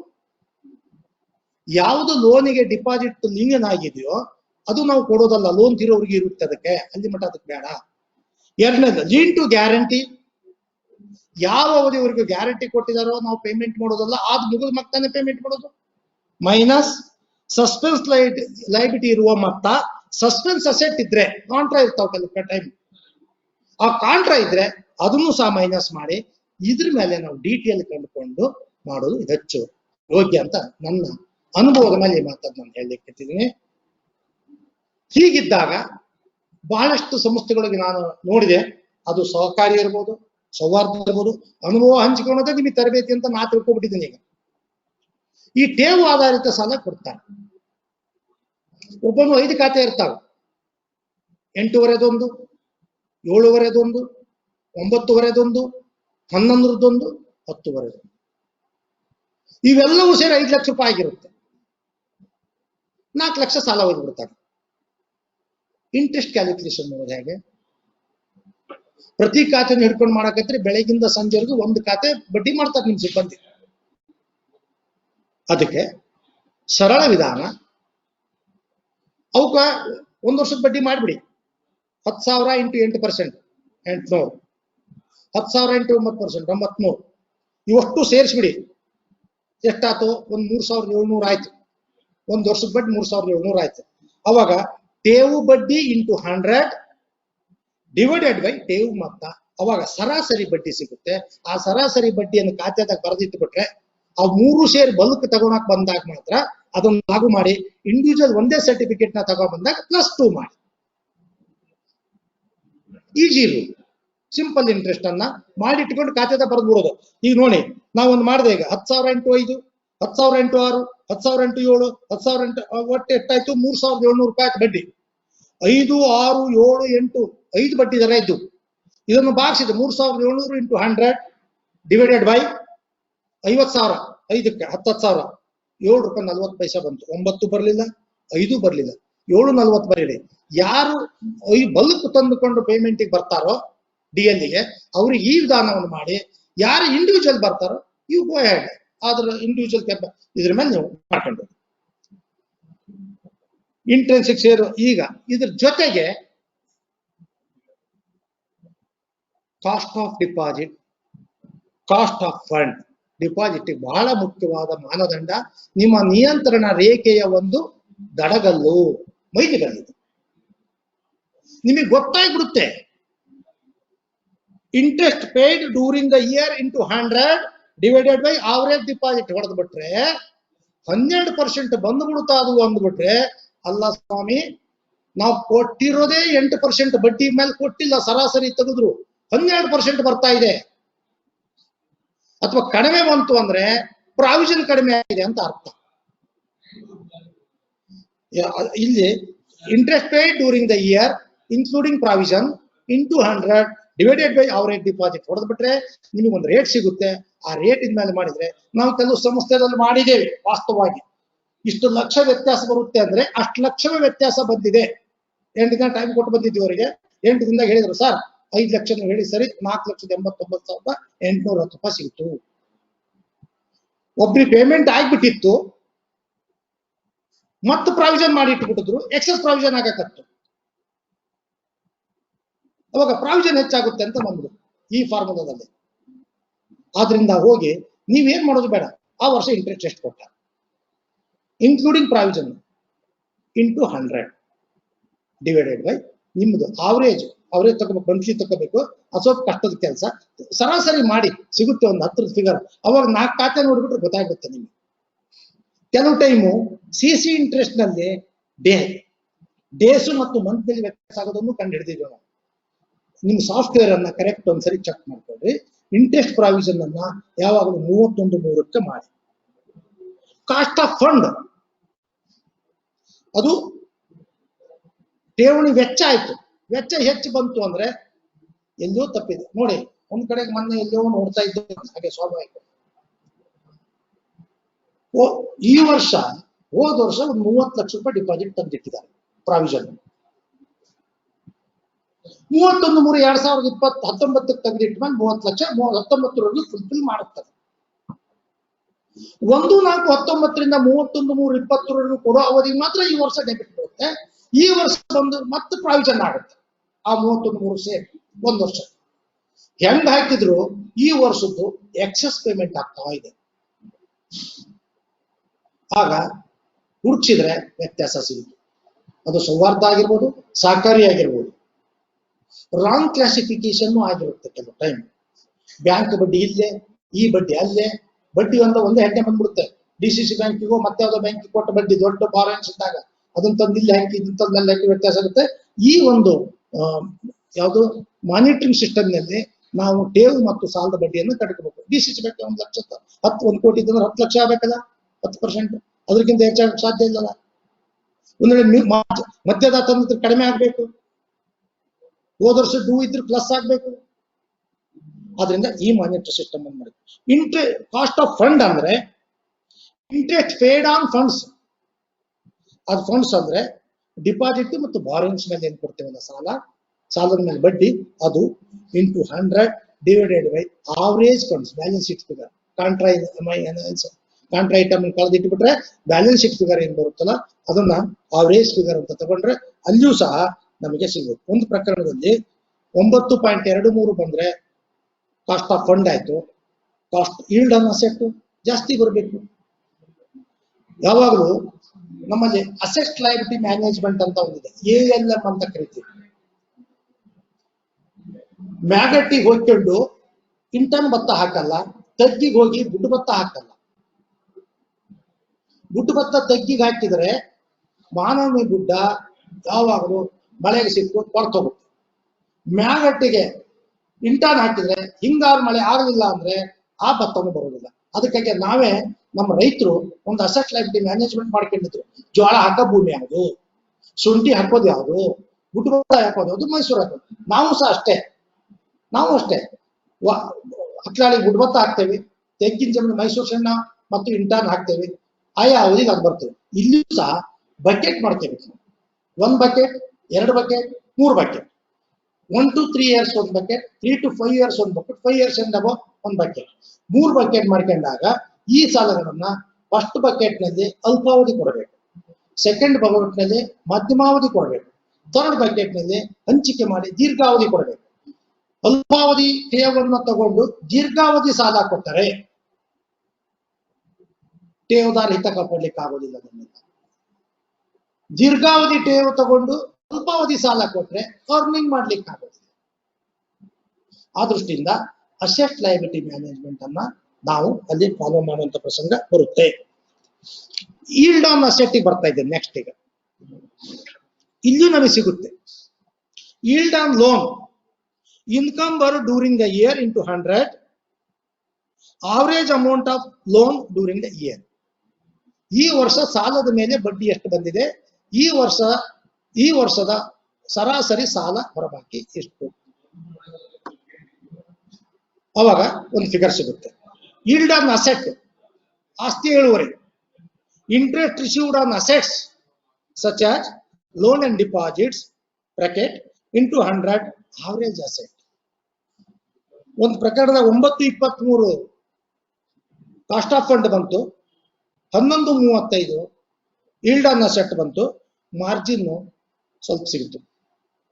ಒಂದು ಲೋನಿಗೂ ಮತ್ತೊಂದು ಲೋನ್ ಅಡ್ವಾನ್ಸ್ ಮಾಡುವಾಗ ಸರಾಸರಿಯಲ್ಲಿ 3% ಇದ್ರೆ ಸ್ವಲ್ಪ ಲಾಭದಾಯಕ ಆಗುತ್ತೆ ಅನ್ನೋದು ನನ್ನ ಒಂದು ಆಶಯ. ಮುಂದುವರೆದು ಈ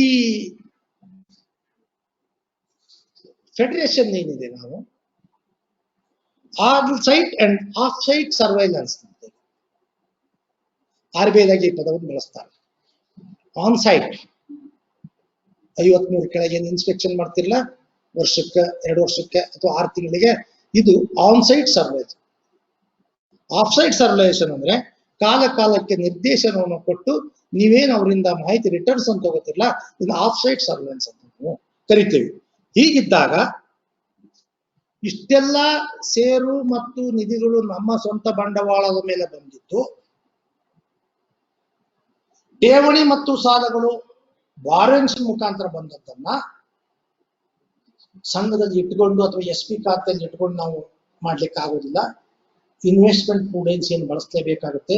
ವಿವೇಚನಾಯುಕ್ತವಾದ ವಿನಿಯೋಗ, ಪ್ರೂಡೆನ್ಸಿ ಆಫ್ ಇನ್ವೆಸ್ಟ್ಮೆಂಟ್ಸ್ ಅಂತ ನಾವು ಕರಿತೇವೆ, ಇಡಬೇಕು.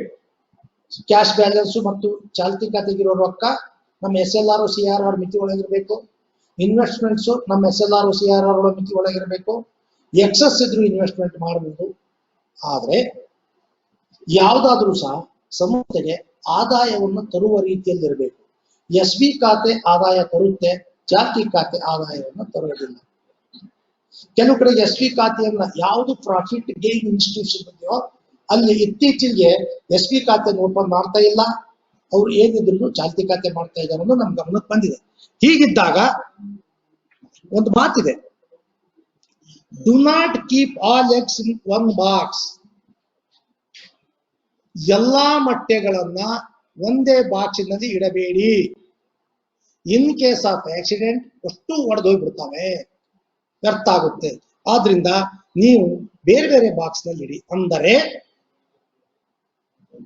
ಲೋನ್ ಅಂಡ್ ಅಡ್ವಾನ್ಸ್ ಅನ್ನ ಯಾವುದೇ ಗುರುತರವಾದ ಏಕ ವ್ಯಕ್ತಿಗೆ ಕೊಟ್ಟು ತೊಂದರೆಯಲ್ಲಿ ಸಿಲುಕಿಕೊಳ್ಳಬೇಡಿ. ಚಿಲ್ಲರೆ ಕೊಡಬೇಕು, ಹಂಚಿ ಹೋದರೆ ಒಂದಿಬ್ಬರು ಕೈ ಕೊಟ್ರೆ 3 ಬರ್ತಾರೆ. ಆ 5 ಜನದ್ದು ಒಬ್ಬನಿಗೆ ಕೊಟ್ಬಿಟ್ರೆ ಅವನಿಗೆ ಏನಾರು ಅನಾನುಕೂಲ ಆತಂದ್ರೆ ನಮ್ದು ಬ್ಲ್ಯಾಕ್ ಫಂಡ್ ಆಗುತ್ತೆ. ಆದ್ರಿಂದ ಮೊಟ್ಟೆ ಉದಾಹರಣೆಯನ್ನ ಲೋನ್ ಅಂಡ್ ಅಡ್ವಾನ್ಸ್ ನಲ್ಲಿ ನಾನು ಬಳಸುತ್ತೇನೆ. ಹೀಗಿದ್ದಾಗ ನಾವು ಒಂಟೆ ಅನ್ನೋ ಪದವನ್ನ, ಕ್ಯಾಮಲ್ ಅನ್ನೋ ಪದವನ್ನು ಬಳಸ್ತೇವೆ ಸಾಲದಲ್ಲಿ ಮಾತ್ರ. ಏನು, ಒಂದು ಸಾಲ ಕೊಡುವಾಗ ಸಿ ಕ್ಯಾಪಿಟಲ್ ಇರಬೇಕು, ಬಂಡವಾಳ ಬೇಕು. 2 ಎ ಅಸೆಟ್ಸ್ ಕ್ವಾಲಿಟಿ ಇರಬೇಕು. ಆಯ್ತು ಸ್ವಾಮಿ, ಮತ್ತೊಂದನ್ನು ರುದ್ರಭೂಮಿಯನ್ನು ಉತ್ತಾರ ತಂದು ಕೊಟ್ಟರೆ ಕೊಡ್ತಿರೋ ನನಗೆ ಸಾಲ, ಲಿಕ್ವಿಡಿಟಿ ಆಗಲ್ಲ ಅದು. ಅಸೆಟ್ಸ್ ಕ್ವಾಲಿಟಿ ಇರ್ಬೇಕು. ಅದು 3 ಮಾರ್ಕೆಟಬಿಲಿಟಿ ಇರ್ಬೇಕು. ಫಾರಂ ನಂಬರ್ 3 ಸಿಗೋದಿಲ್ಲ ಅಂತ ಬಿಲ್ಡಿಂಗ್ ಗೋಜಾ ಮಾರ್ಕೆಟ್ ಏನ್ ಮಾಡ್ತೀರಿ? ಲಿಕ್ವಿಡಿಟಿ ಆಗೋದಿಲ್ಲ. ಅದು ಕ್ಲಿಯರ್ ಆಗ್ಬೇಕು. ಬಹಳಷ್ಟು ಕಡೆಗಿದೆ ಈ ಸಮಸ್ಯೆ. ಈಗ ಎಡ್ಜ್ ಮಾಡಿ ಹೋಗ್ತಾರ ಅವರು, ಬಟ್ ನಾಳೆ ನಿಮಗೆ ದುಡ್ಡಾಗಿ ಕನ್ವರ್ಟ್ ಆಗ್ಬೇಕಲ್ಲ. ಅದು ನೀವು ಕೊಟ್ಟಿದ್ದ ದುಡ್ಡಲ್ಲ, ನಿಮಗೆ ಬರ್ಬೇಕಲ್ಲ ರಿಟರ್ನ್.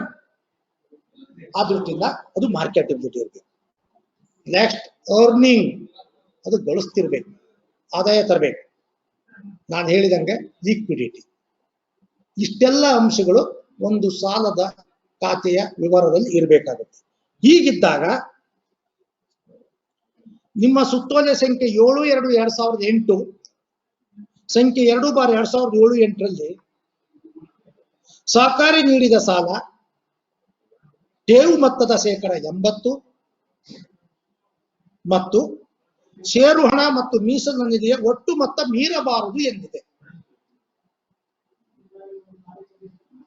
ಈಗ ಮೊನ್ನೆ 1/1/21 ಏನು ಸರ್ಕ್ಯುಲರ್ ಇಶ್ಯೂ ಮಾಡಿದ್ರು ತಾವು, ಅದರೊಳಗೆ ಈ ಅಂಶವನ್ನ ಸ್ವಲ್ಪ ಪರಿಗಣಿಸಬೇಕು ಅಂತ ನಾನು ತಮ್ಮಲ್ಲಿ ಕೋರಿಕೊಳ್ತೀನಿ. ಬಂದಿಲ್ಲ ಅದು.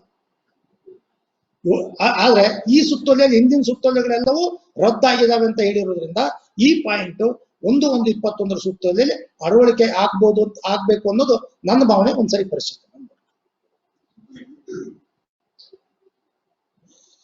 ಬಹಳಷ್ಟು ನಿಮ್ಮ ಮಾದರಿ ಬೈಲ ನೋಡಿದೆ ನಾನು. ಬಿಫೋರ್ ಪ್ರಾಫಿಟ್, ಬ್ಯೂಟಿಫುಲ್ ಸಜೆಷನ್ ನಿಮ್ದಿದು. ಕೆಲವು ಉಪನಿಯಮಗಳಲ್ಲಿ ಮಾಡ್ಕೊಂಡಿದ್ದಾರೆ. ಕೆಲವು ಆಡಳಿತ ಮಂಡಳಿ ನಿರ್ಧರಿಸಿದಂತೆ ಅಥವಾ ನಿಬಂಧಕರ ಸೂಚನೆಗಳಂತೆ ಅನುತ್ಪಾದಕ ಆಸ್ತಿಗಳಿಗೆ ಅನುವು ಕಲ್ಪಿಸುವುದು. ಈ ಪದ ಬೇರೆ ಇರ್ಬೋದು. ಇದು ಸವಕಳಿ ಅನ್ನೋ ಪದವೇ NPA. ಮತ್ತೆ ಒಂದು ಆಸ್ತಿ ಸವಕಳಿ ಆದಾಗ ಏನು ನಾವು ಮಾರ್ಜಿನ್ ತಂದಿರುತ್ತೆ. ಲಿಮಿಟೆಡ್ ಸಹಕಾರ ಸಂಘ ಆಗಿರೋದ್ರಿಂದ ಸದಸ್ಯರ ಜವಾಬ್ದಾರಿ ಸೇರಿಗೆ ಮಾತ್ರ ರಿಸ್ಟ್ರಿಕ್ಷನ್ ಆಗಿರೋದ್ರಿಂದ ನಾವು ಎಲ್ಲಾ ಸವಕಳಿಗಳನ್ನು ತೆಗೆದು ನಿಕ್ಕಿ ಲಾಭಕ್ಕೆ ಬರಬೇಕು. ಸಾಧ್ಯವಾದಷ್ಟು ನನ್ನ ಅಭಿಪ್ರಾಯದಲ್ಲಿ, ನನ್ನ ಅನುಭವದಲ್ಲಿ ಲಾಭಕ್ಕಿಂತ ನಿಧಿಗಳ ಸಂಗ್ರಹಣೆಗೆ ಹೆಚ್ಚು ಮಹತ್ವ ಕೊಡಬೇಕು. ನೀವು ಕ್ಷೇತ್ರಾಧಿಕಾರಿ ಆಗಿರ್ಬೋದು, ಅಡಿಟರ್ಸ್ ಆಗಿರ್ಬೋದು, ಸಂಸ್ಥೆದವರಾಗಿರ್ಬೋದು. ಲಾಭ ಡಿವಿಡೆಂಡ್ ಒಂದು ಪ್ರಶ್ನೆಗಲ್ಲ. ಯಾಕಂದ್ರೆ ಮೊದಲ ಪತಂಗವಾಗಿ ಹಾರಂಗ್ ಮಾಡೋಣ ನಾವು ಮೊದಲು. ಅವಾಗ ರೆಕ್ಕಿ ಮೇಲೆ ಬದುಕುತ್ತೆ ಸಂಸ್ಥೆ. ಫಂಡ್ಸ್ ಅಲೋಕೇಟ್ ಮಾಡೋಣ. ಈ ಕೋವಿಡ್ ನಂತ ಸಂದರ್ಭದಂತ ಫಂಡ್ಸ್ ಇದ್ದಿದ್ರೆ ಬೇಕಾದ ಸಹಾಯ ಮಾಡ್ಲಿಕ್ಕೆ ಅವಕಾಶ ಆಗ್ತಿತ್ತು. ನಾವು ಎಲ್ಲಿ ಹೋಗೋದು ಫಸ್ಟ್ ಎಷ್ಟು ಹೋದ ಸರಿ 8% ಡಿವಿಡೆಂಡ್ ಕೊಟ್ಟಿದ್ವಿ. ಈ ಸರಿ ಅದನ್ನ ಕಡಿಮೆ ಆಗೋಂಗಿಲ್ಲ ಸರ್. ಹೋದ ಸರಿ 92 ಲಕ್ಷ ರೂಪಾಯಿ ಲಾಭ ಮಾಡಿದ್ವಿ. ಈ ಸರಿ ಕೋವಿಡ್ ಬಂದ್ರು ಸಹ 92 ಕಡಿಮೆ ಆಗಂಗಿಲ್ಲ ಸರ್. ಇಮೇಜ್ ಹೋಗುತ್ತೆ. ಎಲ್ಲಿಂದ ಬರುತ್ತೆ? ಲಿಕ್ವಿಡಿಟಿ ಆಗ್ಬೇಕಲ್ಲ, ಫಂಡ್ ಪ್ರಾಫಿಟ್ ತೋರ್ಸೋಕಲ್ಲ. ಆ ದೃಷ್ಟಿಯಿಂದ ನಿಮ್ಮ ಸುತ್ತೋಲೆಗಳಲ್ಲೇ ಸ್ಪಷ್ಟವಾಗಿದೆ. ಫೆಡರೇಷನ್ ಸುತ್ತೋಲೆ ಬರಬೇಕಾದ ಬಡ್ಡಿಯನ್ನ ಖಾತೆಗೆ ಅಳವಡಿಸಲು ಅವಕಾಶ ಇಲ್ಲ. ನಮ್ಮ ಸಹಕಾರಿ ಕಾಯ್ದೆಯಲ್ಲಿ ರೂಲ್ 22 ಅಂತ ಏನ್ ಕರಿತೇವೋ ಓಲ್ಡ್ ಕಾಯ್ದೆಯಲ್ಲಿ ನಿಮ್ಮ ಸುತ್ತೋಲೆಯಲ್ಲಿ ನೀವು ಸ್ಪಷ್ಟ ಡೈರೆಕ್ಷನ್ಸ್ ಕೊಟ್ಟಿದ್ದೀರಿ. ಒಂದು ಉತ್ತಮ ಬೆಳವಣಿಗೆ. ಹಾಗಿದ್ಮೇಲೆ ಕ್ಯಾಶ್ ಕ್ರೆಡಿಟ್ ಮತ್ತು ಓಡಿ ಅಕೌಂಟಿಗೆ ಇಂಟ್ರೆಸ್ಟ್ ಡೆಬಿಟ್ ಹಾಕಿದ್ದಾರೆ. 31/3 ವಸೂಲಿ ಆಗದಿದ್ರೆ ಮ್ಯಾಚಿಂಗ್ ಪ್ರಾವಿಷನ್ ಮಾಡ್ಬೇಕಲ್ಲ ಸ್ವಾಮಿ. It is not earn profit. Even though it is a limit, within limit, sanction limit ಕೆಳಗಿದ್ರು ಸಹ ದುಡ್ಡು ಬಂತ ಅಕ್ರೂಡ್ ಅಲ್ಲಲ್ಲ. ನಮ್ದು ಕ್ಯಾಶ್ ಬೇಸಿಸ್. ದುಡ್ಡು ಬರಬೇಕು, ಏಳಿಸ್ಬೇಕು ತಾವು. ಆ ದೃಷ್ಟಿಯಿಂದ NPA ಮೊತ್ತವನ್ನ ಮಾದರಿ ನಿಯಮದಂತೆ ಅರ್ಬನ್ ಬ್ಯಾಂಕ್ನವ್ರು ಮಾಡ್ತಾರಲ್ಲ, ಅಗ್ರಿಕಲ್ಚರ್ ಸೊಸೈಟಿ ಅವ್ರು ಮಾಡ್ತಾರಲ್ಲ, ಆ ಫಾರ್ಮುಲಾದಲ್ಲಿ ಮಾಡಿ ಒಂದು ಅಂಕಿ ತಕ್ಕೊಂಡು ನೋಡ್ರಿ ನಿಮ್ದು ಪ್ರಾಫಿಟ್ ಇದೆಯೋ ಲಾಸ್ ಇದೆಯೋ society. Up to 90 days standard asset, 90 days ಇಂದ up to 3 years substandard, 3 to 4 D1, 4 to 6 D2, 6 years and above D3. In case D1, D2, D3 doubtful 1, unsecured 100% provision, secured unsecured D2 100% provision, D3 100%. Urban bank review.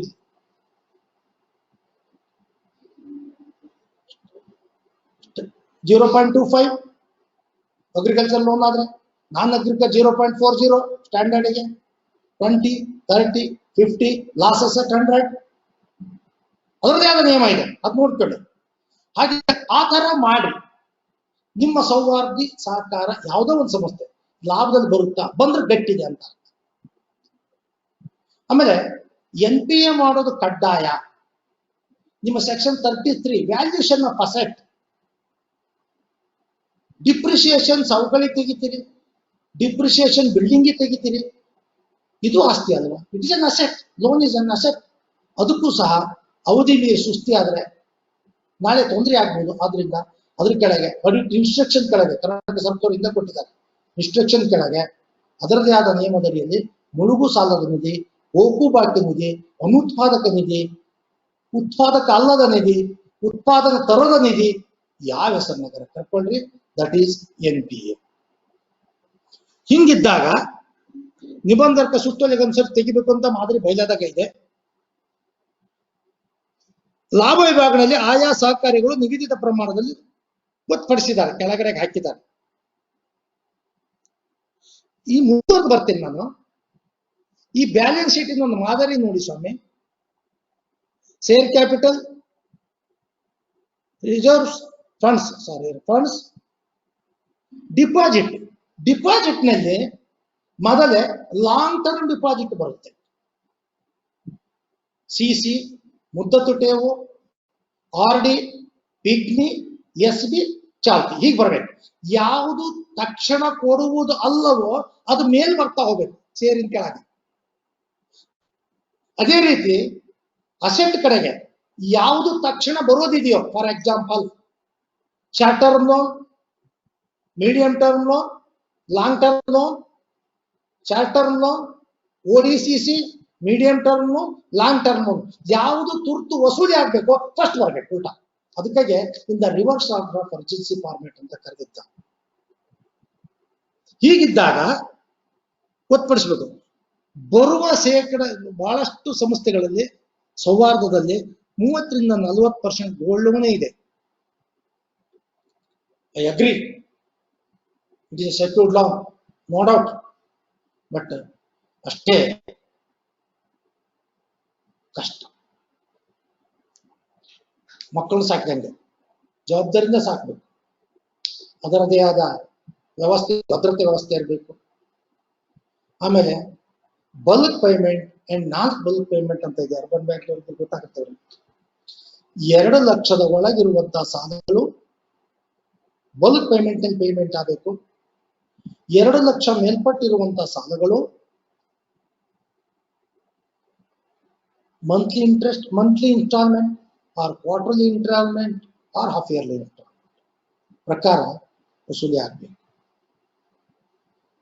ವಿಚಿತ್ರ ಅಂದ್ರೆ ಬೇರೆ ಎಲ್ಲಾ ಲೋನ್ಗಳು ಸಹ due date ಮುಗಿದ್ಮಾಗ cushion period ತಗೋತಾವೆ, may be 90 days for non agriculture purpose.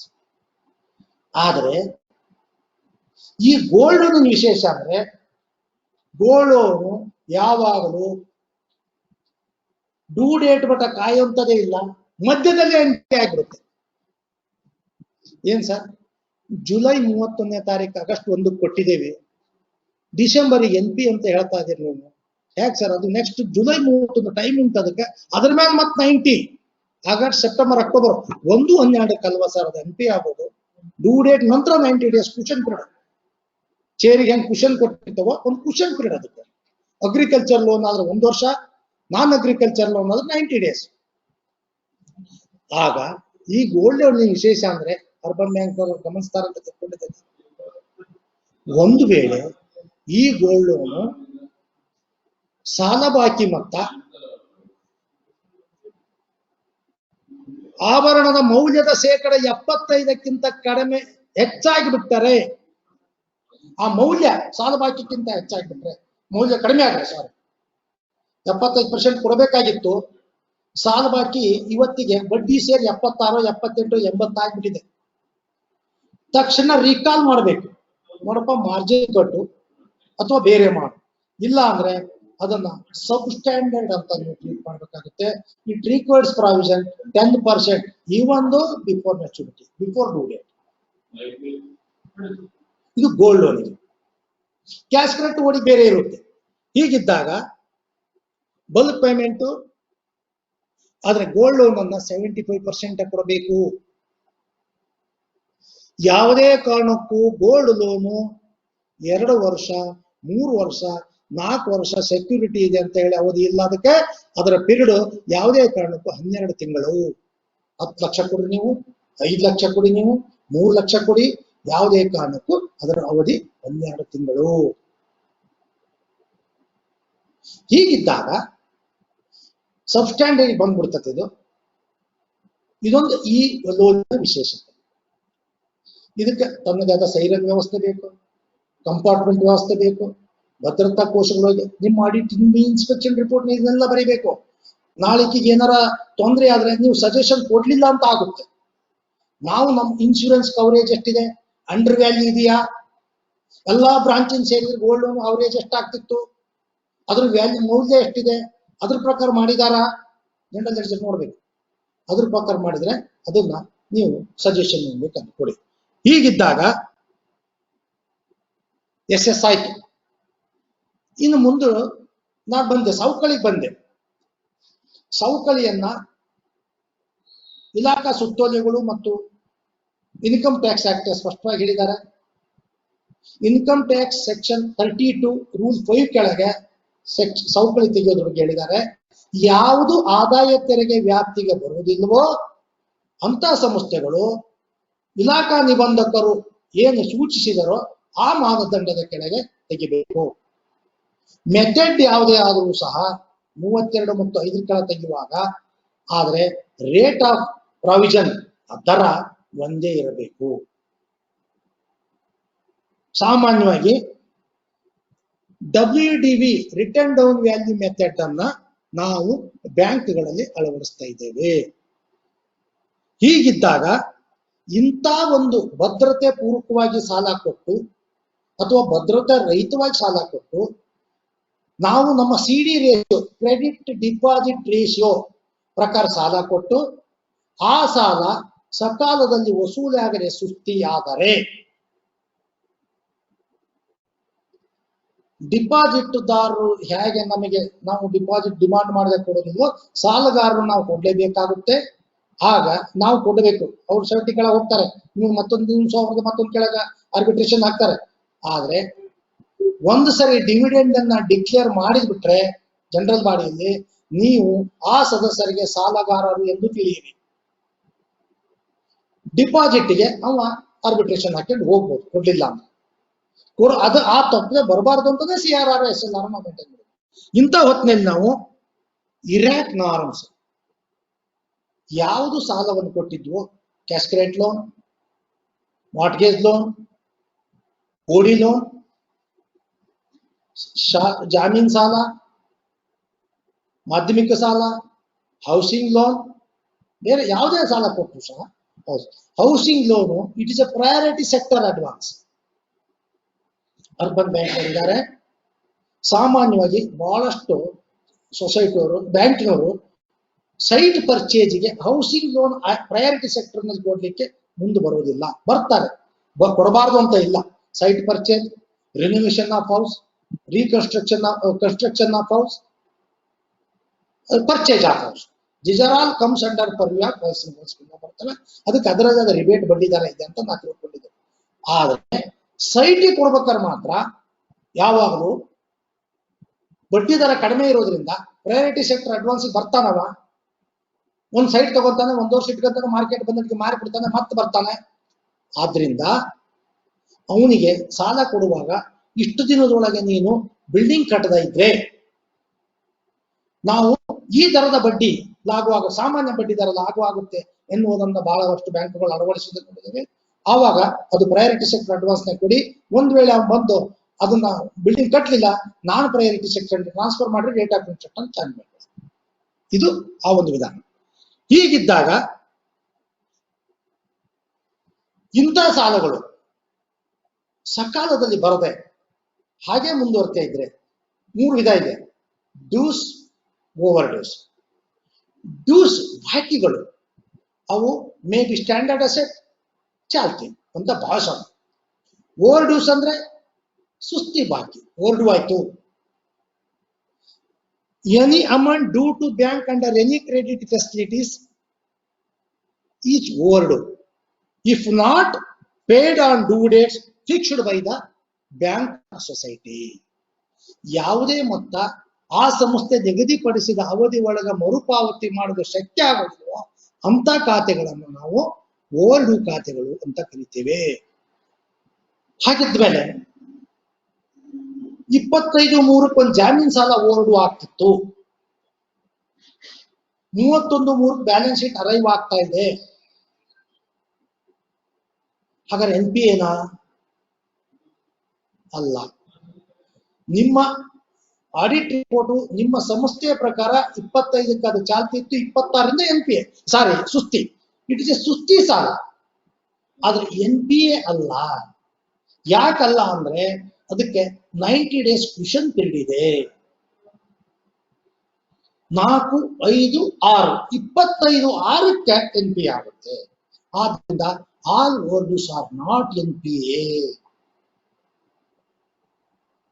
but all NPAs are not overdues. ಹೇಳ್ತೇನೆ ಯಾಕಂತ. all NPAs are overdues ಅಲ್ಲ, all NPAs are not overdues. ಹೇಳ್ತೇನೆ ಮುಂದೆ ಯಾಕಂತ ಈ ಪದ ಬಳಸಿ. ಎಲ್ಲಾ ಸುಸ್ತಿ ಸಾಲಗಳು NPA ಆಗೋದಿಲ್ಲ, ಕ್ವಶನ್ ಪೀರಿಯಡ್ ದಾಟಿಗೆ ಮಗ ಆಗ್ತವೆ. ಎಲ್ಲಾ ಚಾಲ್ತಿ ಸಾಲಗಳು NPA ಆಗಬಾರದು ಅಂತ ಇಲ್ಲ, ಆಗ್ತಾವೆ. ಉದಾಹರಣೆಗೆ ಈ NPA ಅಂದ್ರೆ an assets become non-performing when it ceases to generate the income for the bank or society. ಯಾವುದೇ ಒಂದು ಆಸ್ತಿ ತಾನು ಪಡೆದ ಸಂಸ್ಥೆಗೆ ಆದಾಯವನ್ನು ತಂದು ಕೊಡುವುದಿಲ್ಲವೋ ಇದನ್ನ ನಾವು ನಿಷ್ಕ್ರಿಯ ಆಸ್ತಿ, ಅನುತ್ಪಾದಕ ಆಸ್ತಿ, ಲಾಭ ಗಳಿಸದ ಆಸ್ತಿ, ಉತ್ಪಾದಕ ಅಲ್ಲದ ಆಸ್ತಿ, ನಿಷ್ಪ್ರಯೋಜಕ ಆಸ್ತಿ, ಬೇರೆ ಬೇರೆ ಹೆಸರಿನಲ್ಲಿ ಯಾವ ಹೆಸರಿನಲ್ಲಿ ಕರೆದ್ರು NPA, ಓಕುಬಾಕಿ ನಿಧಿ, ಮುಳುಗು ಸಾಲದ ನಿಧಿ, ಇವೆಲ್ಲವನ್ನು ಒಂದೇ ಬಕೆಟಿಗೆ ಹಾಕಿದ್ದೀವಿ. ಪ್ರಾಫಿಟ್ ಅಪ್ರಾಪ್ರೇಷನ್ ಏನನ್ನು ಬರುತ್ತೆ ಅಲ್ಲಿ, ಒಂದ್ ವೇಳೆ ಬಿಫೋರ್ ಪ್ರಾಫಿಟ್ ಬರುತ್ತೆ, ಎರಡು ಕಡೆಯಿಂದ ಹೋಗಿ ಅಲ್ಲಿ ಹೋಗಿ ಕೂತ್ಕೊಳ್ಳುತ್ತೆ. ಹೀಗಿದ್ದಾಗ ಸ್ಟ್ಯಾಂಡರ್ಡ್ ಇದರಲ್ಲಿ IRAC ನಾರ್ಮ್ಸ್ ಅಂತೇವೆ ನಾವು, income recognition, asset classification and provision. ಆದಾಯ ಗುರುತಿಸುವಿಕೆ, ಆಸ್ತಿ ವರ್ಗೀಕರಣ ಮತ್ತು ಅವಕಾಶಗಳ ಅನುವು. ಒಂದು, ಯಾವುದು ವಾಸ್ತವವಾಗಿ ದುಡ್ಡು ಬಂದಿದೆಯೋ ಅದು ಆದಾಯ ಗುರುತಿಸುವಿಕೆ, ಆಕ್ಟೂಡ್ ಅಲ್ಲ, ಕ್ಯಾಶ್ ಬೇಸಿಸ್. ಯಾವುದು ಆಸ್ತಿ ತನ್ನ ಅವಧಿ ಮೀರಿ ಅವಧಿಗಳನ್ನು ಗತಿಸುತ್ತಾ ಹೋಗುತ್ತೋ ಅದು ವರ್ಗೀಕರಣದಲ್ಲಿ ಬರುತ್ತೆ, ಅದನ್ನ ಅಸೆಟ್ ಕ್ಲಾಸಿಫಿಕೇಶನ್. ಅದನ್ನ standard itself says it is a standard. It requires provision. In case of non-agriculture loan 40 paisa, in case of agriculture loan 25 paisa ಬ್ಯಾಂಕ್ಗಳಿಗೆ. ಆದ್ರೆ PLD ಬ್ಯಾಂಕು ಮತ್ತು ಅಗ್ರಿಕಲ್ಚರ್ ಇವಕ್ಕೆ ಅಗ್ರಿಕಲ್ಚರ್ ಸೊಸೈಟಿಗೆ ಇದಕ್ಕೆ ಸ್ಟ್ಯಾಂಡರ್ಡ್ ಅಸೆಟ್ ಪ್ರಾವಿಷನ್ ಇಲ್ಲ. Urban ಬ್ಯಾಂಕ್ಗಳು ಕೊಡೋದಿಲ್ಲ, ಆದ್ರಿಂದ ಅಗ್ರಿಕಲ್ಚರ್ ಲೋನ್ ಅಲ್ಲಿ ಪ್ರಾವಿಷನ್ ಪ್ರಶ್ನೆ ಬರೋದಿಲ್ಲ. 25 ಮತ್ತು 42 ಪೈಸೆ ಇದೆ ಅಲ್ಲಿ. 25 ಪೈಸೆ ಸ್ಟ್ಯಾಂಡರ್ಡ್ ಇದೆ, 40 ಪೈಸೆನೂ ಸ್ಟ್ಯಾಂಡರ್ಡ್ ಇದೆ. ರಿಯಲ್ ಎಸ್ಟೇಟ್ ಯಾವುದೋ ಒಂದು 40 ಪೈಸೆ ಇದೆ, ಉಳಿದುದಕ್ಕೆಲ್ಲ 25 ಪೈಸೆ ಇದೆ ಅಂತ ನಾ ತಿಳ್ಕೊಂಡಿದ್ದೇನೆ. ಇದ್ರೊಳಗೆ ಸಬ್ ಸ್ಟ್ಯಾಂಡರ್ಡ್, ಆರಾಮಿರುವಂತ ವ್ಯಕ್ತಿ ಕೆಮ್ಮು ಜ್ವರ ಬಂದಿದೆ ಅನ್ನೋದೇ ಸಬ್ ಸ್ಟ್ಯಾಂಡರ್ಡ್. ಯಾಕೋ ಶೀತ ಇದ್ದಾನೆ ಕಣಪ್ಪ, ಅಪ್ ಟು 3 years ಇರುತ್ತೆ. ಡ್ಯೂ ಡೇಟ್ ಇಂದ 3 ವರ್ಷದ ಒಳಗೆ ಇದು ವಸೂಲ 90 ಡೇಸಿಗೆ ಆಗುತ್ತೆ, ಇನ್ನೊಂದು 2 ಡ್ಯೂ ಡೇಸ್ ಒಳಗೆ ಬರೆದ್ರೆ ಅಪ್ ಟು 3 years. ಉದಾಹರಣೆ ಸಬ್ ಸ್ಟ್ಯಾಂಡರ್ಡ್. ಡೌಟ್ಫುಲ್, ಅನುಮಾನಾಸ್ಪದ ಸಾಲ 1, 3 to 4 years. In case of secured loan as fixed by the RBI may be 20%. In case of unsecured 100%. D2, in case of secured loan 30% may be varied ಆಗಿರ್ಬೋದು ಇತ್ತೀಚೆಗೆ, ಅದು ಇಲ್ಲಿ ಹೆಚ್ಚು ಪ್ರಸ್ತುತ ಅಲ್ಲ. ಸೊಸೈಟಿಯಲ್ಲಿ ಮಾಡ್ತಾ ಇಲ್ಲ ನೀವು, ಅರ್ಬನ್ ಬ್ಯಾಂಕ್ ಮಾಡ್ತಾರೆ, ಅವ್ರದೇ ಆದ ಮ್ಯಾನ್ಯುಯಲ್ ಇದೆ ಅವರಿಗೆ. 30% ಅನ್ಸೆಕ್ಯೂರ್ಡ್ 100, D3 50, 100 ಲಾಸ್ ಅಸೆಸ್ಟ್. ನಾನೊಂದು ಪದ ಹೇಳಿದೆ, ಸುಸ್ತಿ ಆಗನೇ NP ಆಗುತ್ತೆ ಅಂತ. ಅದು ಗೋಲ್ಡ್ ಲೋನ್ ಒಂದು ಉದಾಹರಣೆ ಕೊಟ್ಟೆ. ಇನ್ನು ಕೆಲವು ಲೋನ್ ಇದಾವೆ. ಸೀರಿಯಸ್ ಕ್ರೆಡಿಟ್ ಇಂಪೇರ್ಮೆಂಟ್, ದುರ್ಬಲ ಸಾಲ ನೀಡಿಕೆ. ಏನು, ಇಡೀ ವರ್ಷ ಸೆಕ್ರೆಟರಿ ಆದವ ಯಾವ್ಯಾವುದೋ ಹೆಸರಿನಲ್ಲಿ ಸಾಲವನ್ನು ಬಳಸಿಕೊಂಡಿರ್ತಾನೆ. ಯಾರೋ ಕ್ಷೇತ್ರಾಧಿಕಾರಿಗಳು ಅಥವಾ ಫೆಡರೇಷನ್ ಅಥವಾ ಇನ್ಸ್ಪೆಕ್ಟಿಂಗ್ ಅಥಾರಿಟಿ ಅಥವಾ ಡಿಪಾರ್ಟ್ಮೆಂಟ್ ಅವರಿಗೆ ಸಿಕ್ಬಿಡ್ತಾನೆ. ಆಗ ಅದಷ್ಟು ಜಮಾ ಮಾಡಿದ ಮಾರ್ಚ್ ಎಂಡಿಗೆ ಒಂದು ಸಾಲ ಖರ್ಚಾಗ್ತಾನೆ. Is it loan? Is it secured loan? ಲಾದ ಯಾವುದೇ ನಿಯಮಾವಳಿಗಳಿಂದ auditing authority or inspecting authority, if they feel sanctity of the loan ಬಗ್ಗೆ ಅವರು ಯೋಚನೆ ಮಾಡಿದ್ರೆ ಅದನ್ನ ಸೀರಿಯಸ್ ಕ್ರೆಡಿಟ್ ಇಂಪಾರ್ಮೆಂಟ್ ಅಂತ ಇಟ್ಟು 31/3/2021 ಅಥವಾ 20 ಆದಿನವೇ ಅದು NP ಆಗುತ್ತೆ. ಇದೆಲ್ಲದರ ಜೊತೆಗೆ ಔಟ್ ಆಫ್ ಆರ್ಡರ್ ಅಕೌಂಟ್ ಅಂತ ಬಂದಿದೆ. ಹೆಸರೇ ಹೇಳುತ್ತೆ, ಔಟ್ ಆಫ್ ಆರ್ಡರ್, ಅನಿಯತ ಅವ್ಯವಸ್ಥಿತ ಖಾತೆ. ಏನ್ ಅನಿಯತ ಅವ್ಯವಸ್ಥಿತ ಖಾತೆ? ಅದು ಕ್ಯಾಶ್ ಕ್ರೆಡಿಟ್ ಮತ್ತು ಓಡಿ ಅಕೌಂಟ್ ನಲ್ಲಿ ಬರುತ್ತೆ. ಕ್ಯಾಶ್ ಕ್ರೆಡಿಟ್ ಮತ್ತು ಓಡಿ ಅಕೌಂಟ್ ನಲ್ಲಿ ಏನ್ ಬರುತ್ತೆ? ನಾವು ಕ್ಯಾಶ್ ಕ್ರೆಡಿಟ್ ಅಕೌಂಟ್ ಅನ್ನ ಸಾಮಾನ್ಯವಾಗಿ ಸ್ಟಾಕ್ ಓರಿಯೆಂಟೆಡ್ ಕೊಡ್ತೇವೆ. 75% ಕೊಡ್ತೇವೆ. 1 ಲಕ್ಷ ರೂಪಾಯಿ ಸ್ಟಾಕ್ ಇದ್ರೆ ಪಿರಿಯಾಡಿಕಲಿ ಕ್ವಾರ್ಟರ್ಲಿ ಸ್ಟಾಕ್ ಸ್ಟೇಟ್ಮೆಂಟ್ ತಗೊಂತೇವೆ, ಅಸರ್ಟೈನ್ ಮಾಡ್ಕೊಂತೇವೆ. ಆ ಮಿತಿ ಒಳಗೆ ಇದೆಲ್ಲ ನೋಡ್ಕೊಂತೇವೆ. ಇಂಟ್ರೆಸ್ಟ್ ಸೇರಿ 75,000 ದಾಟುತ್ತಾ ಹೇಗೆ ನೋಡ್ಕೊಂತೇವೆ. ಪಿರಿಯಾಡಿಕಲಿ ಇಂಟ್ರೆಸ್ಟ್ ಬಂದಿದೆ ಹೇಗೆ ನೋಡ್ಕೊಂತೇವೆ. ಆಮೇಲೆ ಕ್ರೆಡಿಟ್ ಆಗಿದೆ ಎಲ್ಲ ನೋಡ್ಕೊಂತೇವೆ. ಬಡ್ಡಿ ಬರೋದಲ್ಲ, ಕ್ರೆಡಿಟ್ ಆಗ್ಬೇಕಲ್ಲ. ಆಪರೇಟಿವ್ ಅಕೌಂಟ್ಸ್ ಎಲ್ಲಾ ನಾರ್ಮ್ಸ್ ಎಲ್ಲ ನೋಡ್ಕೊಂತೇವೆ. ಆಗ ಅದು ಆ ಖಾತೆಯು ಸಹ ಔಟ್ ಆಫ್ ಆರ್ಡರ್ ಆಗುತ್ತೆ. ಹೆಂಗಾಗುತ್ತೆ?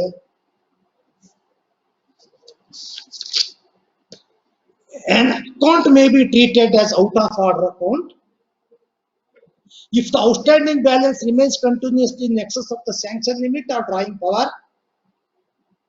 If in case where the outstanding balance in principal operating account is less than the sanction limit or drawing power, ಒಂದು ವೇಳೆ ಅವರ ಖಾತೆಯಲ್ಲಿ ಸ್ಯಾಂಕ್ಷನ್ ಆದಕ್ಕಿಂತನೂ ಮಿತಿಗಿಂತ ಕಡಿಮೆ ದುಡ್ಡು ಇದ್ರೂ ಸಹ, ಮಿತಿ ಒಳಗೆ ವ್ಯವಹಾರ ದುಡ್ಡು ಇದ್ರೂ ಸಹ, ಯಾವುದು ರಿಮೇನ್ ಕಂಟಿನ್ಯೂಸ್ಲಿ ಸ್ಯಾಂಕ್ಷನ್ ಲಿಮಿಟ್ ಗಿಂತ ಕಡಿಮೆ ಇದ್ದು ಮಿತಿ ಒಳಗೆ ಇದ್ರೂ ಸಹ, but there are no credits continuously for 90 days. ಆದ್ರೆ ಎಲ್ಲ ಸರಿ ಮಾಡಿದಾನೆ, ಯಾವುದೇ ಕ್ರೆಡಿಟ್ ಅನ್ನು 90 days ಒಳಗೆ ಹಾಕ್ಲಿಲ್ಲ. ಬ್ಯಾಲೆನ್ಸ್ ಶೀಟ್ ಎಂಡ್ ಆಗೋ ಡೇಟಿಗೆ ₹1 ಕಟ್ಟಿಲ್ಲ, ಯಾವುದೇ ಕ್ರೆಡಿಟ್ ಕೊಟ್ಟಿಲ್ಲ 90 days, or credits are not enough cover the interest debited during the period. ಆ ಕ್ರೆಡಿಟ್ ಒಂದ್ ವೇಳೆ ಮಾಡಿದ್ರೆ ಆ 90 ದಿನದ ಬಡ್ಡಿಯನ್ನ ಏನ್ NPA 90 ದಿನದ ಮೇಲೆ ಆಗ್ತಿತ್ತಲ್ಲ ಅದನ್ನು ನೀಗಿಸುವಷ್ಟು ಮೊತ್ತ ಅಲ್ಲಿ ಇಲ್ದೇ ಇದ್ರೆ this account may be treated as out of order account. ಆದ್ರಿಂದ ಆ ಸ್ಟಾಕ್ ಸ್ಟೇಟ್ಮೆಂಟ್ ಒಂದ್ ವೇಳೆ 1 ಲಕ್ಷ ಇದ್ದದ್ದು 60,000 ಬಂತು ಅಂದ್ರೆ ಆ ಮಿತಿ 75% ಇರ್ಬೇಕು, ಮತ್ತೆ ಕಡಿಮೆ ಆಗ್ಬೇಕು. 60,000 ಬಂತು ಅಂದ್ರೆ 45,000 ಸಾಲ ಬಾಕಿ ಇರಬೇಕು. ಮಿತಿಯ 75% ಇರಬೇಕು ಹೊರತು ಒರಿಜಿನಲ್ ಮಿತಿ ಪ್ರಕಾರ ಇರಬಾರ್ದು. ಆಗಾಗ ಪಿರಿಯಾಡಿಕಲಿ 90 days ಗ್ಯಾಪ್ ಆಗದಂಗೆ ದುಡ್ಡು ಜಮಾ ಆಗ್ಬೇಕು. ಆ ದುಡ್ಡು ಜಮಾ ಆಗಿದ್ದು ಎಲ್ಲರ 100 ಆಗೋದಲ್ಲ, ಆ 10 ಲಕ್ಷಕ್ಕೆ ಅಥವಾ 1 ಲಕ್ಷಕ್ಕೆ ಬಡ್ಡಿ ಎಷ್ಟು ಬರುತ್ತೋ ಅಷ್ಟು ಬಡ್ಡಿ ಆ ಜಮಾ ಆದ ಮೊತ್ತ ಎಂದಿದ್ರೆ ಆ ಕೋರ್ಟನ್ನು ನಾವು NP ಅಂತ ಕರಿತೇವೆ. ಇದು ಸಾಲ ನೀಡಿಕೆಯ ಒಂದು ಸಂಸ್ಥೆಗೆ ರೋಗ ಅಂದ್ರೆ ಏನು ತೊಂದರೆ ಆಗುತ್ತೆ, ಸವಕಳಿ ಆದ್ರೆ ಆ ಸವಕಳಿ ನೀಗಿಸ್ಲಿಕ್ಕಾಗಿ ನಾವು NPA ಪ್ರಾವಿಷನ್ ಮಾಡಿ ಅದನ್ನ ಮೇಡ್ಗುಡ್ ಮಾಡ್ಕೊಂತೇವೆ. ಯಾಕಂದ್ರೆ ಅವಾಗ ಏನಾಗುತ್ತೆ, ಪ್ರಾಫಿಟ್ ಕಡಿಮೆ ಆಗುತ್ತೆ.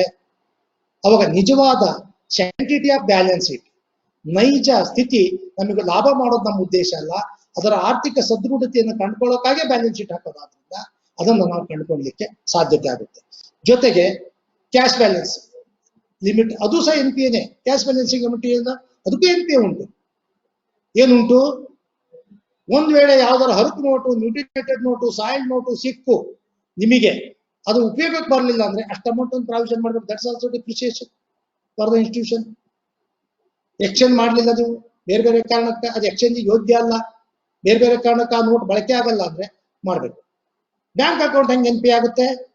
ಬ್ಯಾಂಕ್ ಅಕೌಂಟ್ NP ಆಗುತ್ತೆ. SB ಅಕೌಂಟ್ ನಿಮ್ದು 1 ಲಕ್ಷ ಇದೆ, ಅವ್ರು 50,000 ತೋರಿಸ್ತಾ ಇದ್ದಾರೆ. ಈ ರಿಕನ್ಸಿಲಿಯೇಷನ್ 1 ವರ್ಷದವರೆಗೂ ನೀವು ಮಾಡ್ಕೊಂಡಿಲ್ಲ ಅಂದ್ರೆ 1 ವರ್ಷದವರೆಗೂ NPA ಅಲ್ಲ, ಆದ್ರೆ 1 ವರ್ಷದವರೆಗೂ ಇದೇ ಮುಂದುವರೆದ್ರೆ ದಟ್ ಲೆಸ್ ಅಮೌಂಟ್ ಏನಿದೆಯಲ್ಲ ಅದು NPA. Appreciation ignored, depreciation is record ಅಂತ. ಹೆಚ್ಚಿತ್ತು ಒಂದ್ ವೇಳೆ ನಿಮ್ಗೆ 1 ಲಕ್ಷ ಇತ್ತು, ಬ್ಯಾಂಕ್ನಾಗ 1.20 ಇದೆ, ನೋ ಇಗ್ನೋರ್ ಇಟ್. ಒಂದ್ ವೇಳೆ ಬ್ಯಾಂಕ್ನಾಗ 1 ಲಕ್ಷ ನಿಮ್ದಿದೆ, ಅವ್ರು 50 ಹೇಳ್ತಾ ಇದ್ದಾರೆ, ಅವಾಗ ಡಿಪ್ರಿಸಿಯೇಷನ್ ಆಯ್ತು, ಅವಾಗ ನಾವು ಅದಕ್ಕೆ ಪ್ರಾವಿಷನ್ ಮಾಡಬೇಕಾಗುತ್ತೆ. ಎಷ್ಟು ಮಟ್ಟದ ನಷ್ಟ ಆಗಿದೆಯೋ ಅಷ್ಟು ಮಟ್ಟಕ್ಕೆ ಪ್ರಾವಿಷನ್. NPA ಇನ್ನೊಂದು ಉದ್ದೇಶ ಅಂದ್ರೆ, ಬ್ಯಾಂಕಿಗೂ ನಮಗಿರೋ ವ್ಯತ್ಯಾಸ ಅಂದ್ರೆ, ಒಬ್ಬನ ಒಂದು ಖಾತೆ NPA ಆದ್ರೆ ಉಳಿದೆಲ್ಲ ಖಾತೆಗಳು ಚಾಲ್ತಿ ಇದ್ರೂ ಸಹ NPA ಆಗ್ತವೆ. ಬೇರೆ ಎಲ್ಲ ಖಾತೆಗಳನ್ನು NPA ತಗೋಬೇಕು. ಆ ದೃಷ್ಟಿಯಿಂದ ಯಾರೋ ಒಬ್ಬ ಪುಣ್ಯಾತ್ಮ OD ಅಕೌಂಟ್ NPA ಆಗ್ಬಿಟ್ಟ, ಯಾವುದೇ ಕಾರಣಕ್ಕೆ ಬಡ್ಡಿ ಕಟ್ಟಲಿಲ್ಲ ಅಂದ್ರೆ ಆತನ ಹೌಸಿಂಗ್ ಲೋನ್, ಆತನ ಮಾರ್ಟ್ಗೇಜ್ ಲೋನ್ ಎಲ್ಲವೂ ಸಹ NPA ಆಗ್ಬಿಡ್ತವೆ. NPA ಅಂದ್ರೆ ಸ್ಟಾರ್ಟ್ ಆಗೋದೇ ಸಬ್ ಸ್ಟ್ಯಾಂಡರ್ಡ್, ಮಿನಿಮಮ್ ರಿಕ್ವೈರ್ಮೆಂಟ್ 10%. ಇದು ಅಂದ್ರೆ ಒಂದು ಆಸ್ತಿಯ ಸವಕಳಿಯ ಸದೃಢತೆಗಾಗಿ ಮೌಲ್ಯ ನಿರ್ಧಾರ ಮಾಡುವ ಮತ್ತೊಂದು ವಿಧಾನ. ಇನ್ವೆಸ್ಟ್ಮೆಂಟ್ಸು ಅಷ್ಟೇ, ಅರ್ಬನ್ ಬ್ಯಾಂಕ್ ಇದ್ದಾರೆ, ಅವ್ರಿಗೆ ಗೊತ್ತಿದೆ. ಇನ್ವೆಸ್ಟ್ಮೆಂಟ್ ಫ್ಲಕ್ಚುಯೇಷನ್ ಫಂಡ್ ಅಂತ ತೆಗೆದಿಡ್ತಾರೆ. ಗೌರ್ಮೆಂಟ್ ಜಿಸೆಟ್ ನ ಇನ್ವೆಸ್ಟ್ಮೆಂಟ್ ಮಾಡಿದ್ದಾರೆ, ಗೌರ್ಮೆಂಟ್ ರೇಟ್ ವೇರಿಡ್ ಆಗಿದೆ, ಆ ವೇರಿಡಿಗೆ ತಕ್ಕಂಗ ಯಾವುದೋ ಒಂದು ನಾನ್ ಜಿಸೆಟ್ ಬೇರೆ ಬೇರೆ ಕಡೆಗೆ ಇದ್ದಾಗ ಅದನ್ನ ಅದರದೇ ಆದ RBI ನಾರ್ಮ್ಸ್ ಕೆಳಗೆ ಪ್ರಾವಿಷನ್ ಮಾಡಿಡ್ಬೇಕಾಗುತ್ತೆ. ಇಲ್ಲಾಂದ್ರೆ RBI ಒಪ್ಪೋದಿಲ್ಲ. ಆ ದೃಷ್ಟಿಯಿಂದ ಅಲ್ಲಿಯೂ ಸಹ ಸವಕಳಿ, ಲೋನಿಗೆ ಸವಕಳಿ, ಡಿಪ್ರಿಸಿಯೇಷನ್ಗೂ ಸವಕಳಿ, ಇವೆಲ್ಲವೂ ಸಹ ಸವಕಳಿ ತೆಗೆದು ನಿಕ್ಕಿ ಮೊತ್ತ ಪತಂಗವಾಗಿ ಬ್ಯಾಲೆನ್ಸ್ ಶೀಟ್ ಉಳಿಬೇಕು ಅನ್ನೋದು ಇದರ ಅರ್ಥ. ಹೀಗಾಗ್ಬೇಕಾದ್ರೆ ಒಂದು ಸದೃಢತೆಯ ಕಾಪಾಡುವಿಕೆಯಲ್ಲಿ NPA ಪ್ರಧಾನ ಪಾತ್ರ ವಹಿಸಿದ್ರೆ, ಇನ್ನೊಂದು ಸದೃಢತೆ ಕಾಪಾಡು CRAR ಪ್ರಧಾನ ಪಾತ್ರವನ್ನು ವಹಿಸುತ್ತೆ. CRR ಅಂದ್ರೇನು? Capital to risk weighted asset ratio. Outlook ಅಷ್ಟೇ ಹೇಳ್ತಾ ಇದ್ದೇನೆ ನಾನೀಗ, ಯಾಕಂದ್ರೆ ಅಷ್ಟು ಹೇಳಲಿಕ್ಕೆ ಆಗೋದಿಲ್ಲ. ಬಂಡವಾಳ ಪರ್ಯಾಪ್ತತೆ ಅನುಪಾತ, ಅದಕ್ಕೆ ನಾನು ಆಗ ಹೇಳಿದೆ, ಮುಂದೆ ಹೇಳ್ತೇನೆ ಅಂತ. ಸೇರನ್ನ ಕಡ್ಡಾಯವಾಗಿ ಮ್ಯಾಚಿಂಗ್ ಸೇರ್ ತಗೊಂಡು ಸರಿಪಡಿಸಿಕೊಳ್ಳಿ. ಸೇರ್ ಕಡಿಮೆ, ಬರೀ 10 ಲಕ್ಷ, 1 ಲಕ್ಷ ರೂಪಾಯಿ ಸೇರ್ ಇರುತ್ತೆ, ಸೇರ್ ತಗೊಳ್ಳೋದಿಲ್ಲ, ಡಿವಿಡೆಂಡ್ ಕೊಡ್ಬೇಕಾಗುತ್ತೆ ಅಂತ. ಫಂಡ್ಗಳು ಹೆಚ್ಚಿರ್ತಾವೆ, ಆಗ ನಾಳಿಕೆಗೆ ನಿಮ್ಮ CRAR ಫಂಡ್ಗಳು ಹೆಚ್ಚು ಮಾಡ್ಕೊಂತೀರಿ. ನೀವು ಬಿಫೋರ್ ಪ್ರಾಫಿಟ್ ಮಾಡ್ತಿರೋ, ಪ್ರಾಫಿಟ್ ಮಾಡ್ತಿರೋ, ಫಂಡ್ ಹೆಚ್ಚಾಗ್ಬಿಡುತ್ತೆ, ಸೇರ್ ಕಡಿಮೆ ಇರುತ್ತೆ. ಸೇರನ್ನು ಆದಷ್ಟು ಹೆಚ್ಚು ಮಾಡ್ಲಿಕ್ಕೆ ಸಾಧ್ಯ ಉಂಟು. ಈಗ ಇಲ್ಲಿ ಅದನ್ನ ಕಂಡು ಹಿಡಿಯೋದು ಹೆಂಗೆ? ನೆಟ್ ವ್ಯಾಲ್ಯೂ ಕಟ್ಕೋಬೇಕು, net worth of the asset, ಈಗ ಲೈಬಿಲಿಟಿ ಏನು? ಸಂದಾಯವಾದ ಷೇರು ಬಂಡವಾಳ ತಗೋಬೇಕು CRARಗೆ, ಮುಕ್ತ ಮೀಸಲು ತಗೋಬೇಕು, reserve fund and free reserve, credit balance of profit and loss account ಬೇಕು. ಕ್ಯಾಪಿಟಲ್ ಹೆಚ್ಚಾಗಬೇಕಾದ್ರೆ ಏನ್ ಬೇಕು ಅನ್ನೋದು ಹೇಳಕತ್ತೇನೆ ನಾನು. ಬ್ಯಾಂಕ್ ಇದ್ರು ಗಮನಿಸಿ, ಸೊಸೈಟಿಗೆ ಬರುತ್ತೆ, ಇನ್ನು ಬರ್ಲಿಕ್ಕಿಲ್ಲ ಅನ್ನೋ ಇಲ್ಲಿ ಅರ್ಬನ್ ಬ್ಯಾಂಕು ರಿಸರ್ವ್ ಬ್ಯಾಂಕಿನ ಕಂಟ್ರೋಲ್ ಹೋದ್ಮೇಲೆ ಇದಕ್ಕೂ ಒಂದು ಮಾನದಂಡ ಬರ್ಬೋದು. ಇದು ಸಾರ್ವಜನಿಕರ ದುಡ್ಡು, ಸದಸ್ಯರ ದುಡ್ಡು ಆಗಿರೋದ್ರಿಂದ ಇದಕ್ಕೂ ಒಂದು ಮಾನಿಟರಿಂಗ್ ಸಿಸ್ಟಮ್ ಬರುತ್ತೆ. ಆಮೇಲೆ ಸ್ಟ್ಯಾಂಡರ್ಡ್ ಅಸೆಟ್ ಅನ್ನು ಇದ್ರೆ, ನಿಮಗೆ ಮಾಡಬಾರ್ದು ಅಂತಿತ್ತು, ಆಲ್ರೆಡಿ ತೆಗೆದಿದ್ದಿದೆ, ಇದ್ರು ತಗೊಳ್ಳಿ. ರಿಸೀವ್ಡ್ ನಿಮಗೆ ಬರೋದಿಲ್ಲ ಬಿಡಿ. Received revival package on state and central ಸೌಹಾರ್ದ ಕಾಯ್ದೆದಾಗ ಅವಕಾಶ ಇಲ್ಲ. In last excess provision of NPA, ಒಂದು ವೇಳೆ ಹೆಚ್ಚು ಮಾಡಿದ್ದಿದ್ರೆ less provision of deposit interest, less provision of NPA, less debit balance of profit and loss account. ಇಷ್ಟು ಕಳೆದ್ರೆ ನೆಟ್ ವರ್ತ್ ಬರುತ್ತೆ. Net worth into 100 divided by RWA, risk weighted asset ratio, ಸಂಭವನೀಯ ಹಾನಿ ಹೊರೆಯನ್ನು ತಗ್ಗಿಸುವ ಆಸ್ತಿ. ಸಂಭವನೀಯ ಹಾನಿ ಹೊರೆ ಆಸ್ತಿ, ರಿಸ್ಕ್ ವೇಟೆಡ್ ಅಸೆಟ್ ರೇಷಿಯೋ. ಅದು ಯಾವಾಗಲೂ ಒಂದು ವಿವೇಚನಾಯುಕ್ತ ಸಂಸ್ಥೆಗೆ ಕನಿಷ್ಠ 9 ಇರಬೇಕು. ಕನಿಷ್ಠ 9 ಇರಬೇಕಾದರೆ ದಯಮಾಡಿ ಇನ್ಸಿಸ್ಟ್ ಮಾಡಿ, ಶೇರ್ ಕ್ಯಾಪಿಟಲ್ ಪ್ರಧಾನ ಪಾತ್ರ ವಹಿಸುತ್ತೆ, ಫಂಡ್ಸ್ ಪ್ರಧಾನ ಪಾತ್ರ ವಹಿಸ್ತವೆ, credit balance of profit and loss account ಪ್ರಧಾನ ಪಾತ್ರ ವಹಿಸುತ್ತೆ, ನಿಮ್ಮ ಸಂಕಷ್ಟ ಪರಿಹಾರ ನಿಧಿಗಳು ಇದಾವಲ್ಲ ಅವೆಲ್ಲ ವಹಿಸ್ತಾವೆ. Free reserves, any free reserves, ಯಾವುದೇ ಜವಾಬ್ದಾರಿ ಇಲ್ಲದ ರಿಸರ್ವ್ಗಳು ಸಹ ಅವೆಲ್ಲವೂ CRARಗೆ ನಮಗೆ ಲಾಭವನ್ನು ಕುಶನ್ ಮಾಡ್ಲಿಕ್ಕೆ, ಅಪ್ಲಿಫ್ಟ್ ಮಾಡ್ಲಿಕ್ಕೆ ಅನುಕೂಲ ಆಗಿ ಬರುತ್ತೆ. ಆದ್ರಿಂದ ಬರುವ ದಿನಗಳಲ್ಲಿ ನಮಗಿಲ್ಲ ಅನ್ನೋದಲ್ಲ, NPA ನಿಮಗೆ ಉಂಟು, CRAR ಇನ್ನೂ ನಿಮಗೆ ಲಾಭ ಮಾಡಿಲ್ಲ. ಕೆಲವು ಆಡಿಟ್ ರಿಪೋರ್ಟ್ ನಲ್ಲಿ ಕೆಲವು ಆಡಿಟ್ ಬರೆದಿದ್ದಾರೆ, ಬಹಳ ಸಂತೋಷ. CRAR ಹಾಕಿದ್ದಾರೆ, ಸೌಹಾರ್ದದ ರಿಪೋರ್ಟ್ಗಳಲ್ಲಿ ನಾನು ನೋಡಿದ್ದೀನಿ, CRAR ಬಂದಿದೆ. ಯಾವುದೇ ರಿಪೋರ್ಟ್ ಕ್ಷೇತ್ರ ಸಿಬ್ಬಂದಿಗಳಿಗೆ ಮತ್ತೊಮ್ಮೆ ರಿಕ್ವೆಸ್ಟ್ ಮಾಡ್ತೇನೆ, ನಿಮ್ಮ ಸಿಬ್ಬಂದಿಗಳು ಸಹಕಾರಿ CEOಗಳಿಗೆ ಸಜೆಸ್ಟ್ ಮಾಡಿ, cost of deposit, cost of fund, yield on loan, yield on deposit audit report ನಾಗಿದ್ರೆ ಅದರ ರೇಖೆಯನ್ನು ಕಂಡುಹಿಡಿಯಲಿಕ್ಕಾಗುತ್ತೆ. ಆ ದೃಷ್ಟಿಯಿಂದ ದಯಮಾಡಿ ಕ್ಯಾಪಿಟಲ್ ಫಂಡ್ ಅರೈವ್ ಆಗೋದಕ್ಕೆ ಅವಕಾಶ ಮಾಡಿ. ಮುಂದುವರೆದು ಆಧಾರ ರಹಿತ ಸಾಲಗಳು, ಅನ್ಸೆಕ್ಯೂರ್ಡ್ ಲೋನ್ 17/11/2010 ರಿಸರ್ವ್ ಬ್ಯಾಂಕ್ ಹೇಳಿದ ಪ್ರಕಾರ ಮೊದಲೇ ನಮ್ಮ DTಯಲ್ಲಿನ 10% 33.33 ಅನ್ಸೆಕ್ಯೂರ್ಡ್ ಲೋನ್ ಅಡ್ವಾನ್ಸ್ ಎಕ್ಸೀಡ್ ಆಗಬಾರ್ದು ಅಂತ ಇತ್ತು. ಈಗ ಹೊಸ ಇದ್ರ ಪ್ರಕಾರ ನಿಮ್ಮ ಅಸೆಟ್ಟಿನ 10% ದಾಟಬಾರದು ಔಟ್ಸ್ಟ್ಯಾಂಡಿಂಗ್. ಆದ್ರೆ ಸೆಕ್ಯೂರ್ಡ್ ಲೋನಿಗೆ ಗಮನ ಕೊಡಿ, ಸೆಕ್ಯೂರ್ಡ್ ಲೋನಿಗೆ ಗಮನವನ್ನ ಕೊಡಿ ಸಾಧ್ಯವಾದಷ್ಟು. ಆಮೇಲೆ ನಿಮ್ಮ ಸುತ್ತೋಲೆ ನೋಡಿದೆ ನಾನು, 2 ಜಾಮೀನು ಭದ್ರತಾ ರಹಿತ ಸಾಲಗಳಿಗಿರಬೇಕು ಕಡ್ಡಾಯ.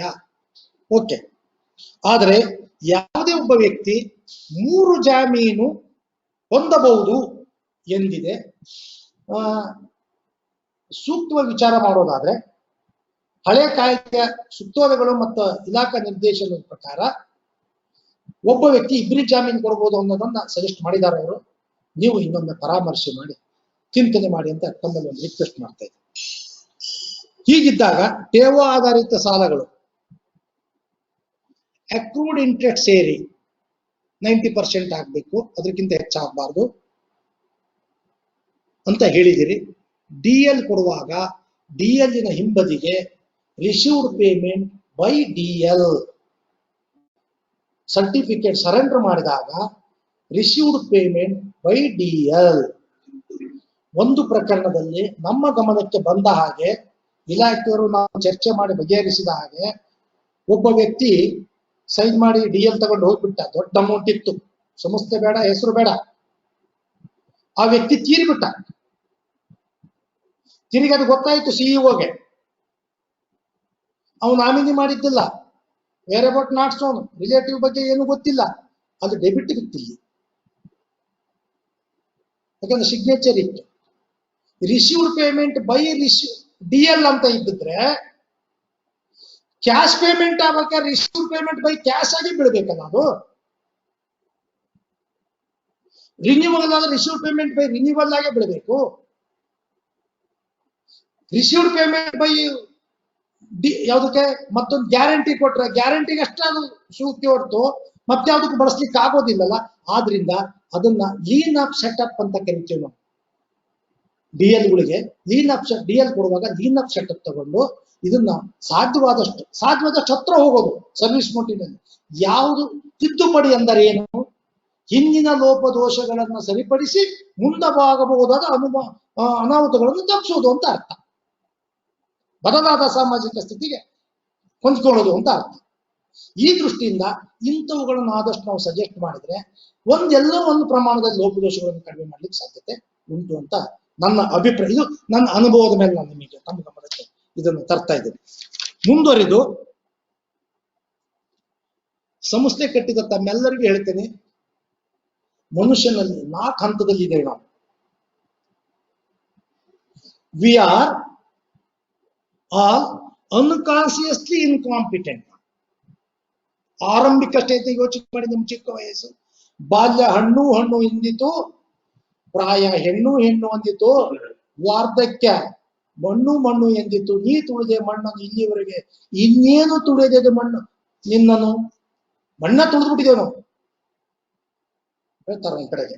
ಹಾಗೆ ಆ ದೃಷ್ಟಿಯಿಂದ ನಾವು ಆರಂಭಿಕ ಸ್ಟೇಜ್ನಾಗೆ V are all unconsciously incompetent. ಏನು? ಅರಿವಿಲ್ಲದ ಅಸಮರ್ಥರು, ಚಿಕ್ಕ ವಯಸ್ಸು. ನೆಕ್ಸ್ಟ್ ಸ್ಟೇಜಿಗೆ ಬರ್ರಿ, ಪ್ರಾಯಕ್ಕೆ ಬಂದಾಗ V are all consciously incompetent. ಗೊತ್ತಿದೆ, ಸ್ಪರ್ಧೆ ಮಾಡ್ತಾ ಇಲ್ಲ ನಾವು. ಅರಿವಿದ್ದು ಅಸಮರ್ಥರು, ತೊಡಗಿಸ್ಕೊಳ್ತಾ ಇಲ್ಲ, ವೇಸ್ಟ್ ಹಾಳು ಮಾಡ್ತಾ ಇದ್ದೇವೆ. ನೀವು ನೋಡ್ರಿ, ಹಳ್ಳಿ ಕಡೆ ಹೋಗಿ ಬಸ್ ಸ್ಟ್ಯಾಂಡ್ ಹೋಟ್ಲಾಗಿ ಎಷ್ಟು ಜನ ಇರ್ತಾರ, ಎಲ್ಲ ಯುವಕ ಜನಾಂಗ. ಅದು ಮ್ಯಾನ್ ಪವರ್ ಹಾಳಾಗ್ತಾ ಇದೆ. ನಾವು ಅಷ್ಟೇ, ಒಂದು ಅವಕಾಶ ಸಿಕ್ಕಿದೆ ನಮಗೆ, ಈ ಅವಕಾಶವನ್ನು ಬಳಸಿ. ಒಂದು ಗಂಟೆಯು ಮುಖ್ಯ. ಯಮಧರ್ಮರಾಯ ಬಂದು ಅರ್ಧ ಗಂಟೆ ತಡೆಯಪ್ಪ, ಇರುವಷ್ಟು ಆಸ್ತಿ ಕುಡಿದು ತಡೆಯೋದಿಲ್ಲ ನಾವ. ಆ ದೃಷ್ಟಿಯಿಂದ ಅದರಿಂದ ಗೊತ್ತಿದ್ದು ಅಸಮರ್ಥರು ನಾವು.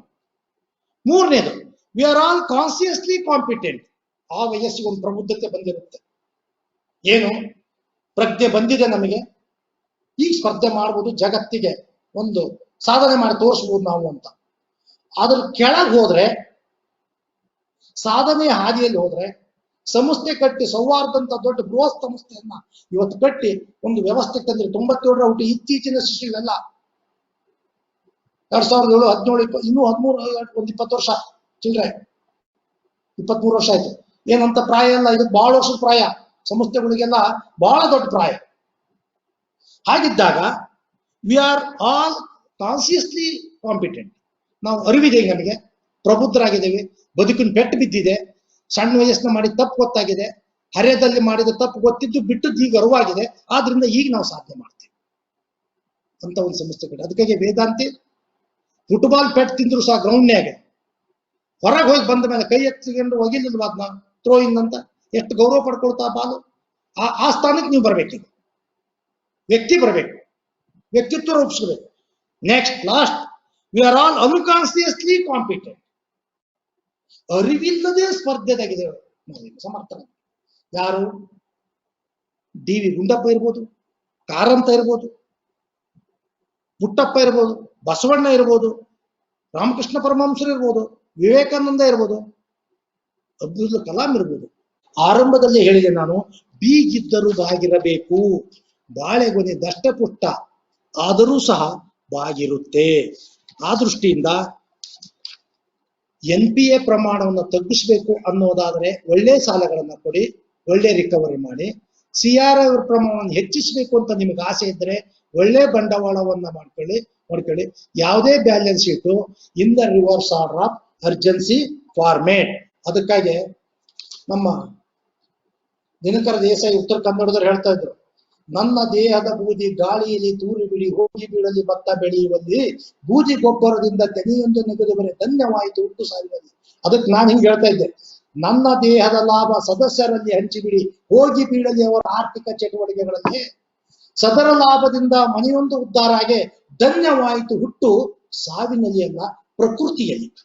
ಸಹಕಾರಿ ಸಂಸ್ಥೆಗೆ ಸಾವಿಲ್ಲ, ಪ್ರಕೃತಿಯಲ್ಲಿ ಬದುಕುತ್ತೆ. ಆ ಬದುಕುವ ಕಾಯಕದಲ್ಲಿ ನೀವು ವಿಶ್ವೇಶ್ವರಯ್ಯ ಆಗ್ರಿ, ರಾಮಕೃಷ್ಣ ಪರಮಹಂಸ ಆಗಿ, ಅಬ್ದುಲ್ ಕಲಾಂ ಆಗಿ, ಅದಕ್ಕೆ ಯಶಸ್ಸು ಅಂದ್ರೆ ಏನು ಅಂತ ಒಂದು ಪ್ರಶ್ನೆ ಬಂದಾಗ, ಹಣ ಅಲ್ಲ, ಅಂಬಾನಿ ಮರಿತಾರೆ, ಮತ್ತೊಬ್ರು ಮರಿತಾರೆ, ಅಧಿಕಾರ ಅಲ್ಲ. ಬಹಳ ಜನಕ್ಕೆ ನಮ್ಮ ಪ್ರಧಾನಮಂತ್ರಿಗಳು 16 ಜನದ ಹೆಸರು ಬರೆಯಕ್ಕೆ ಬರೋದಿಲ್ಲ, ರಾಷ್ಟ್ರಪತಿ ಹೆಸರು ಬರೆಯಕ್ಕೆ ಬರೋದಿಲ್ಲ, ಅಷ್ಟು ಒಂದು ಅವ್ರವ್ರ ಏರಿಯಾದವ್ರದ್ದು ಅಷ್ಟ ಬರೀತಾರೆ, ಬರೋದಿಲ್ಲ. ಬಹಳ ಜನಕ್ಕೆ ಬಾಹುಬಲದಿಂದ ಯಶಸ್ಸು ಬರುತ್ತೇನೋ. ಎಂತೆಂತವ್ರನ್ನೆಲ್ಲ ಕಟ್ಟಿದಾರೆ, ಲಾಸ್ಟ್ ಮೂಮೆಂಟಿಗೆ ಅವ್ರು ಬಹುಮಾನ ಹಂಚಕ್ ಹೋಗ್ಬೇಕಾದ್ರೆ ನಾವು ಎತ್ಕೊಂಡು ಹೋಗಿ ಬೇರೆಯವ್ರಿಗೆ ಬಹುಮಾನ ಹಂಚೋ ಪರಿಸ್ಥಿತಿ. ಯಶಸ್ಸು ಅಂತ ತಿಳ್ಕೊಂಡವ್ರಿಗೆ ಮಸಲ್ಸ್ ಪವರ್ನಾಗ ಮಾಡ್ತೇವೆ ಅಂತ. ಆದ್ರೆ ಯಾರು ಇನ್ನೊಬ್ಬರಿಗಾಗಿ, ಯಾರು ಮತ್ತೊಬ್ಬರ ಸೇವೆಗಾಗಿ ಇಂತಹ ಸಂಸ್ಥೆಗಳನ್ನು ಕಟ್ತಾರೋ, ಈ ಸಂಸ್ಥೆಯಿಂದ ಬಡವರ ಉದ್ಧಾರ ಆಗುತ್ತೋ, ಮೈಕ್ರೋ ಫೈನಾನ್ಸ್ ಬೆಳೀತೈತಿ, ಆರ್ಥಿಕ ದುರ್ಬಲರನ್ನು ಸಬಲರನ್ನ ಮಾಡ್ಲಿಕ್ಕೆ ಪ್ರಯತ್ನ ಮಾಡ್ತಾರೋ, ಅಂತ ಒಂದು ಆರ್ಥಿಕ ವ್ಯವಸ್ಥೆ, ಸದೃಢ ಆರ್ಥಿಕ ವ್ಯವಸ್ಥೆಗೆ ಸಾಧ್ಯ. ಅದು ಎಲ್ಲರಿಗೂ ಮತ್ತೊಮ್ಮೆ ಧನ್ಯವಾದಗಳನ್ನು ಅರ್ಪಿಸ್ತಾ ಇದ್ದೇನೆ. ಧನ್ಯವಾದ.